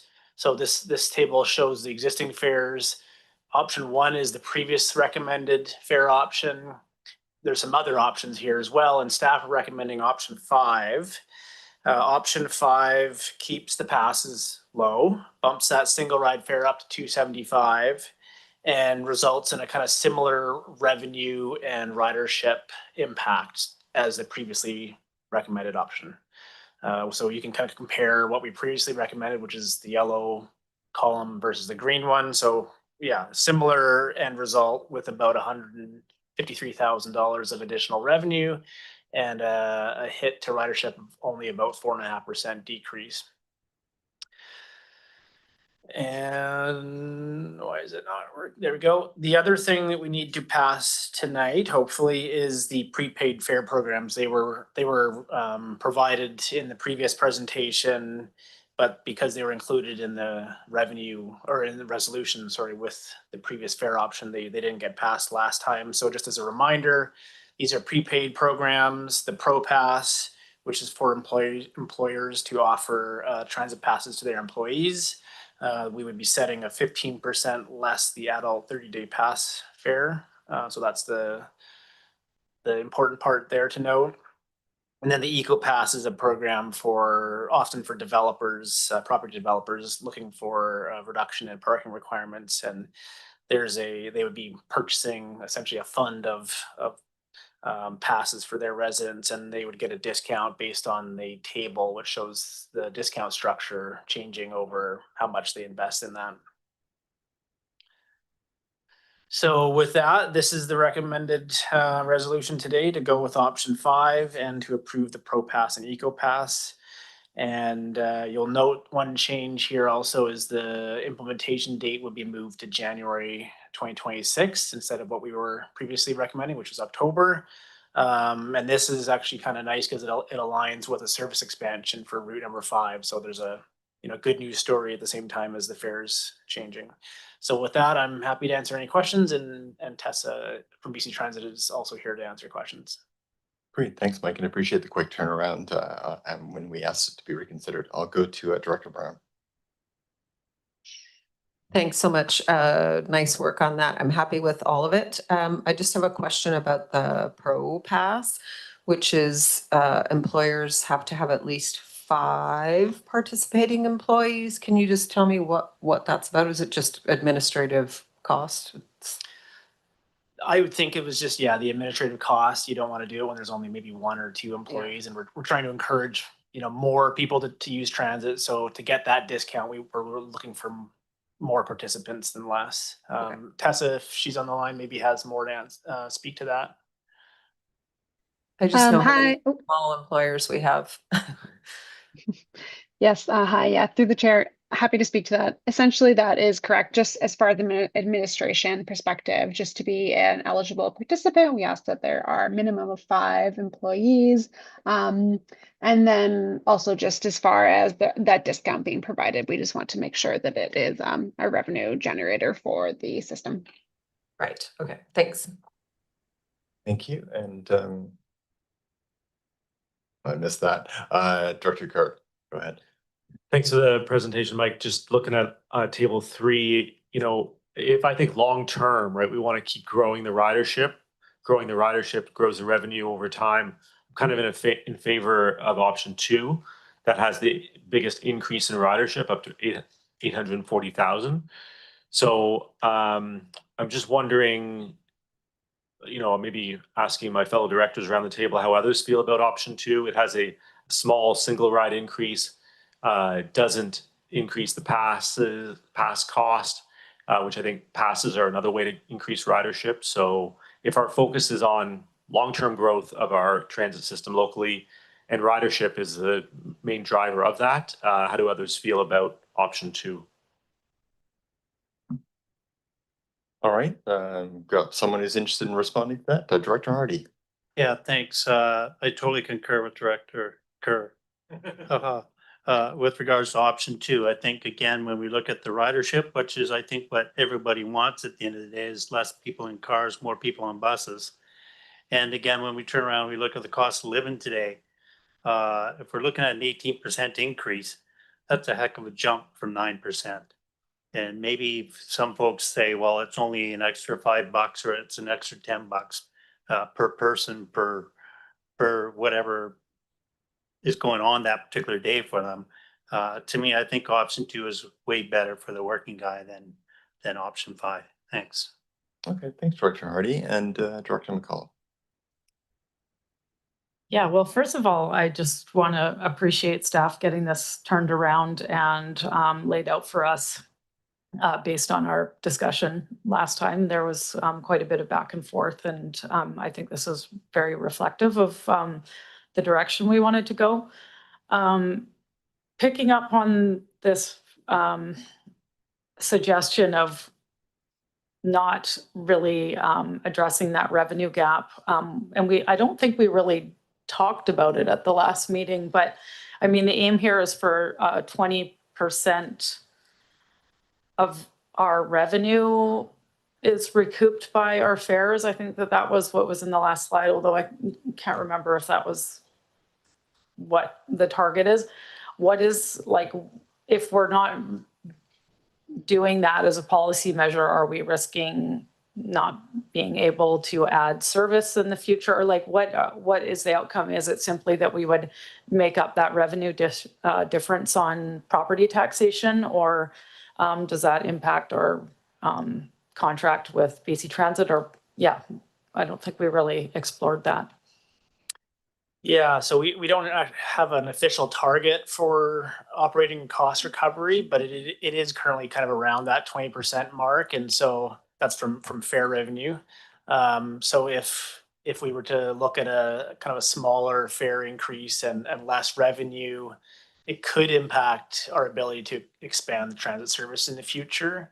It's going to be that decision about where does the money come from down the road, and yeah, would you want to put forward additional property tax requisition to cover a service expansion? So revenue is always really important to expanding and improving the transit service. And I think at the end of the day, better service is what's going to bring the best ridership. So these ridership impacts from these revenues here are in my mind very short term. And as long as the board continues to support investment in the transit service, that will be a thing of the past quite quickly, and we'll be on to ridership increases because of improved service. So I think the most important thing is having some revenue to play with to do service improvements, and whether it comes from property taxes or fare revenue, it's kind of a board decision at that point. So the other possibility would be to go with option 2, and we would have to basically recoup that difference through our budget process around taxation. So I guess theoretically, we could not charge for transit at all and pass that entire amount on to, like, do we hit a point at which we're, out of our lane, so to speak?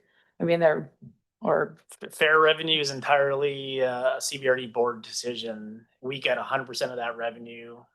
So it's really up to the board on how important fare revenue is versus other sources of revenue. And there is some analysis in the original fare review report around that free fare consideration. It is a topic that comes up from time to time. We could waive all fares and kind of lose all of that revenue, and that would really quite hinder our ability to expand service, in my opinion. That's a huge amount of money to put onto property tax requisition. So Yes. smaller amounts if we're looking at the differences between one fare option and another, but it still would shift potentially some of that revenue requirement onto taxes. Yeah, agreed. I mean, I'm in agreement with the approach and the recommended option, but I just thought it would be useful to be clear on what we're choosing between at this point. So thanks again for the report, and I'm in support of the recommendation. All right. Thanks. I'm not seeing any further lights on, so perhaps we can just dispense with the proceed. Is anyone opposed to that? And there've been a couple of different options suggested. So if someone cares to move one of them, we can start. All right. So option 5 then has been moved and seconded. Is there any discussion on that? Director Hardy. As I stated earlier, I concur with Director Kerr with regards to going with option 2, so I am opposed to the recommendation that's being voted upon. Thanks.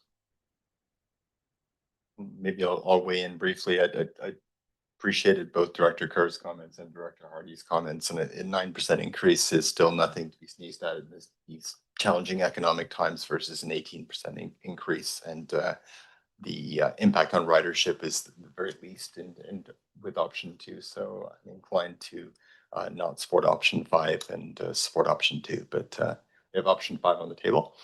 Are there any further comments? And if not, I'll call the question. Anyone opposed to option 5?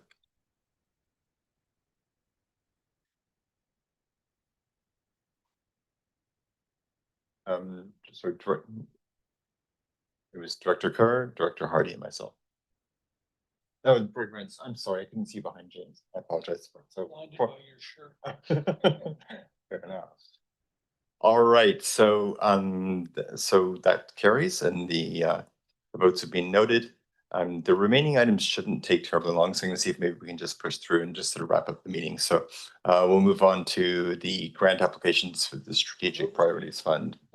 Okay, thank you, and I'll pass it over to James. Thanks very much, Chair. This staff report introduces a recommendation to the board, and we would seek that recommendation such that we can then make a submission to the Strategic Priorities Grant Fund.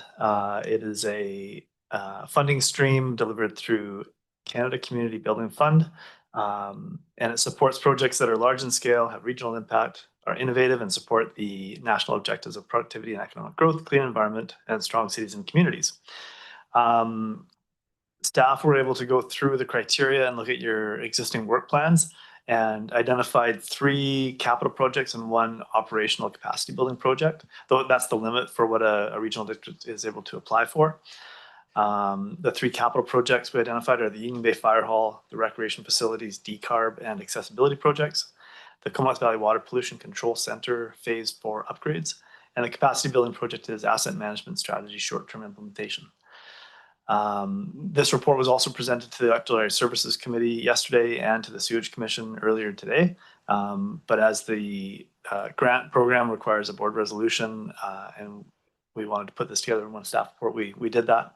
The report also, at a high level, identifies each of the projects and talks about the project description, any sort of considerations, deliverables, timelines, and project costs. And your executive team could provide additional information if needed on any of those individual projects. So, Mr. Chair, I think if you have any questions, we can certainly support the discussion. Great, thanks. And I appreciate members of staff and the fire chief staying around in case there are questions here. And I see one from Director Arbor. Thanks. I think he's here in an acting role as a community services probably, but so I have a substantive amendment I would like to propose to the board, and unfortunately it didn't occur to me until yesterday at ESC when the same report was presented, and I didn't catch it over the weekend after reading the reports. But I would like to see if the board would be willing to consider switching item 1 for a different project. So the Union Bay Fire Hall, of course, could use more money, but it has gone through electoral assent with a budget and financial resources allocated. People have actually been in favor of that project proceeding, and we are approaching procurement in the next weeks. One project that was maybe an oversight is one that this board has showed a lot of sympathy for. It hasn't come to this board in some time, but it's the Graham Lake water treatment plant, where residents that are on that service are going to face up to $3,000 to $4,000 for their water each year. That grant, that project did benefit from a $1.4 million grant from the province, but it's well short. We haven't gone to electoral assent yet on it, but definitely we have told residents we would do every effort to seek applications to try to bolster the funding, the grant funding for that project. So it's a smaller area, but I would like to propose that amendment when we get to the recommendation. All right, thanks, Director Arbor. And Director Hardy, go ahead.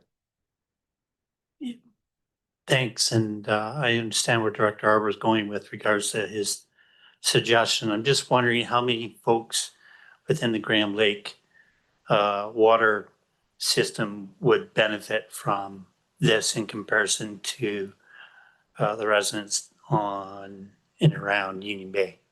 Thanks.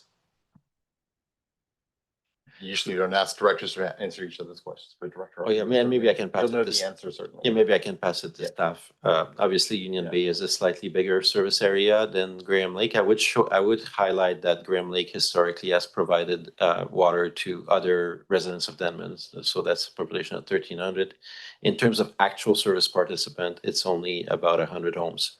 The risk, and I've almost lost sleep about that last night, but the risk with this project is that it's likely to fail electoral assent, which will put this board in a very difficult position should that fail electoral assent because of the high cost of that service. And then we'll be really stuck with it. And I don't know what will happen. So I'm just trying to give that project the best chance. It is a high cost per resident. I won't lie about that. All right, thanks for that extra detail. Director Hillian. Thanks, Chair. I'm just wondering if we can get some clarification from staff about the practicality of what Director Arbor's suggestion. Yeah, thanks for that. Like I mentioned, the grant criteria is really what we based our recommendation on.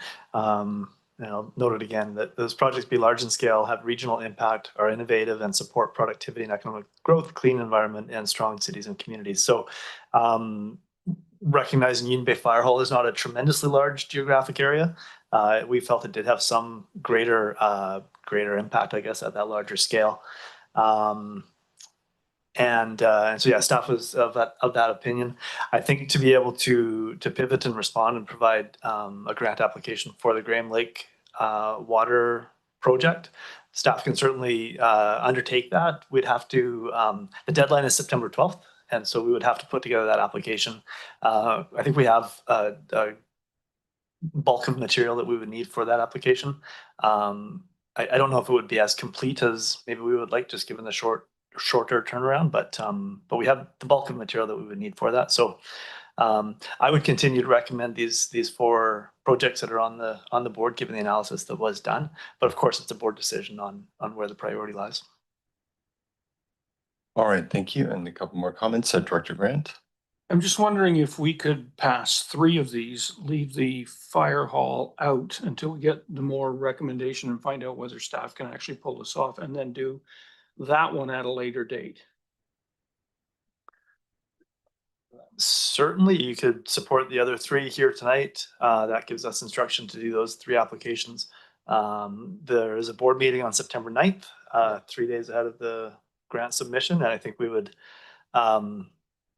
we may end up having to prepare both applications, anticipating that the board may choose one or the other at the time. I wouldn't want to get us into a spot where we're too far behind the 8 ball come September 9th. I know I spoke with Mark briefly before this, and I'm not sure if Mark, you've got anything to add with respect to the process around the Graham Lake submission. It is really a board decision at the end of the day here on which projects to support. Oh, thanks. It's on. I think this happened to Alana yesterday. Thank you through the CAO and through the chair. Yeah, just about the, like, I think James's comment at the end, I just wanted to support that. We would have to prepare both applications. You have to submit your application by the deadline, but you can provide the board resolution after the deadline. But, you know, both departments would each have to prepare that application, and then on the 9th, could be decided which one gets submitted. Okay, yeah, is that, I don't know how big of a problem that is. I would hate to go down this road, find out something goes wrong with the Graham Lake one, and then all of a sudden we're not prepared to continue on the way we were. That's all. That's what I'm concerned about.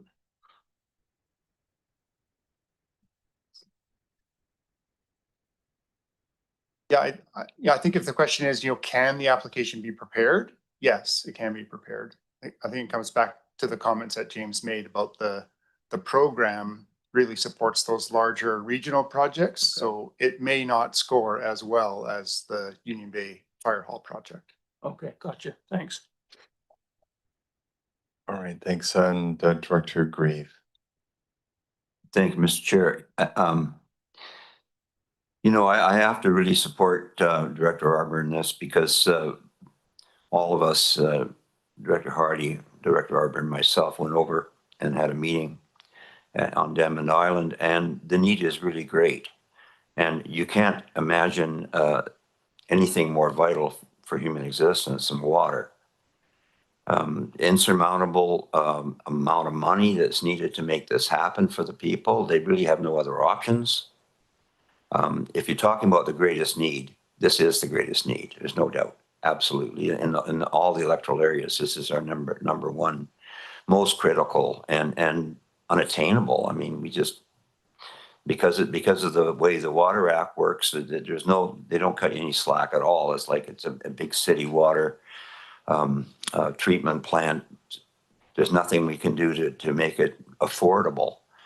So I would definitely support it, because whether or not it gets considered, it won't score as well. Well, you know, grants are often awarded on criteria other than the official criteria. So yeah, I'll definitely vote for it. All right, thanks. Well, I think at this point, we'll maybe, Mark, did you want to speak again? Maybe just one other piece of context is that we already received a $1.3 million grant for the Graham Lake project. The scope has grown considerably since then, so there's still a large funding gap. And Director Arbor's quite right. The costs per resident for the cost of water in the future are projected to be very high. But when this grant program, you know, considers the funding for the project, they will see that it's already largely funded by or it's funded by a large grant already. So it's just another consideration in terms of the likelihood of the grant. All right. Thanks, Mark. And we'll go to Director Arbor. In fairness, they will see the same thing with the Union Bay project, which has benefited from Growing Communities funds and other, I think we got half of the project is grants. So yeah, I would say they were equivalent in that regard. Okay. All right. Thank you very much, everyone. Why don't we dispense with receipt at this point? Anyone opposed? That carries. And I'll, Director Arbor, if you wish to make the motion.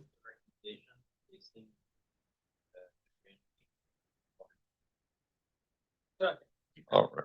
That's moved and seconded, and So we're just, Director Arbor moved the recommendation replacing item number 1, Union Bay Fire Hall with Graham Lake Water System. And that was seconded. And thanks for, so anyone, Director Hillian. Yeah, thanks, Chair. If this motion passes, I would assume that staff wouldn't need to go ahead and make 2 reports. That we'd just be moving forward with the Graham Lake one. So that would save some work. That's correct. Yeah. All right. There was good discussion, and I appreciate the suggestion by Director Arbor. So the motion's on the table. Anyone opposed to the recommendation? Great, that passed unanimously. Thanks for bringing that to the table. Yeah. All right. Thank you so much. Oh, there's pizza on the way out if you want to grab some. All right, so we'll try and move through the remainder. The rec commission from the minutes from July 29th, move receipt. Anyone, any questions, any comments? Anyone opposed? That carries, and this recommendation. Excellent. All right, that's moved and seconded. It's ABC, Courtney, and Comox. Anyone opposed to the recommendation? And that carries, great. Black Creek Oyster Bay Services Committee was a recommendation. Thank you, the Watuco Asset Transfer Agreement. Moved and seconded. Anyone opposed? That carries. Thank you very much. Okay, any comments on that? Anyone opposed? That carries. And then we move to the EASC. And the first recommendation, and this is a vote of the areas only. Thank you. And seconded. Any comments? Anyone opposed? That carries. Recommendation 2, also a vote of the areas. Thank you. Any comments? Anyone opposed? And that carries. And then we'll move to bylaws and resolutions of first, second, and third readings. Recommendation number 1 for first and second. Any questions? Anyone opposed? That carries. And for third reading? Excellent. Anyone opposed? That carries. Recommendation number 2. Thank you very much. Someone care to second first and second? Excellent. Anyone opposed to that? Okay, so 1 a second, third? Okay, thank you. Anyone opposed? That carries, and we move into final adoption. Thank you. And on number 3, and I think I heard Director Brown second that. Any questions? Anyone opposed? Carries. Recommendation number 4. Thank you. And this is a vote of the areas. Anyone opposed? Carries. Recommendation number 5. And it's a vote of everyone. Anyone opposed? Carries. Recommendation number 6. Thank you very much. Anyone opposed? That carries. Recommendation number 7. Thank you. Thank you. Anyone opposed? That carries. Recommendation number 8. Okay. Any questions? Anyone opposed? And so this requires 2/3 affirmative votes. Anyone opposed? Carries. Thank you. All right. Anyone opposed to that? That carries.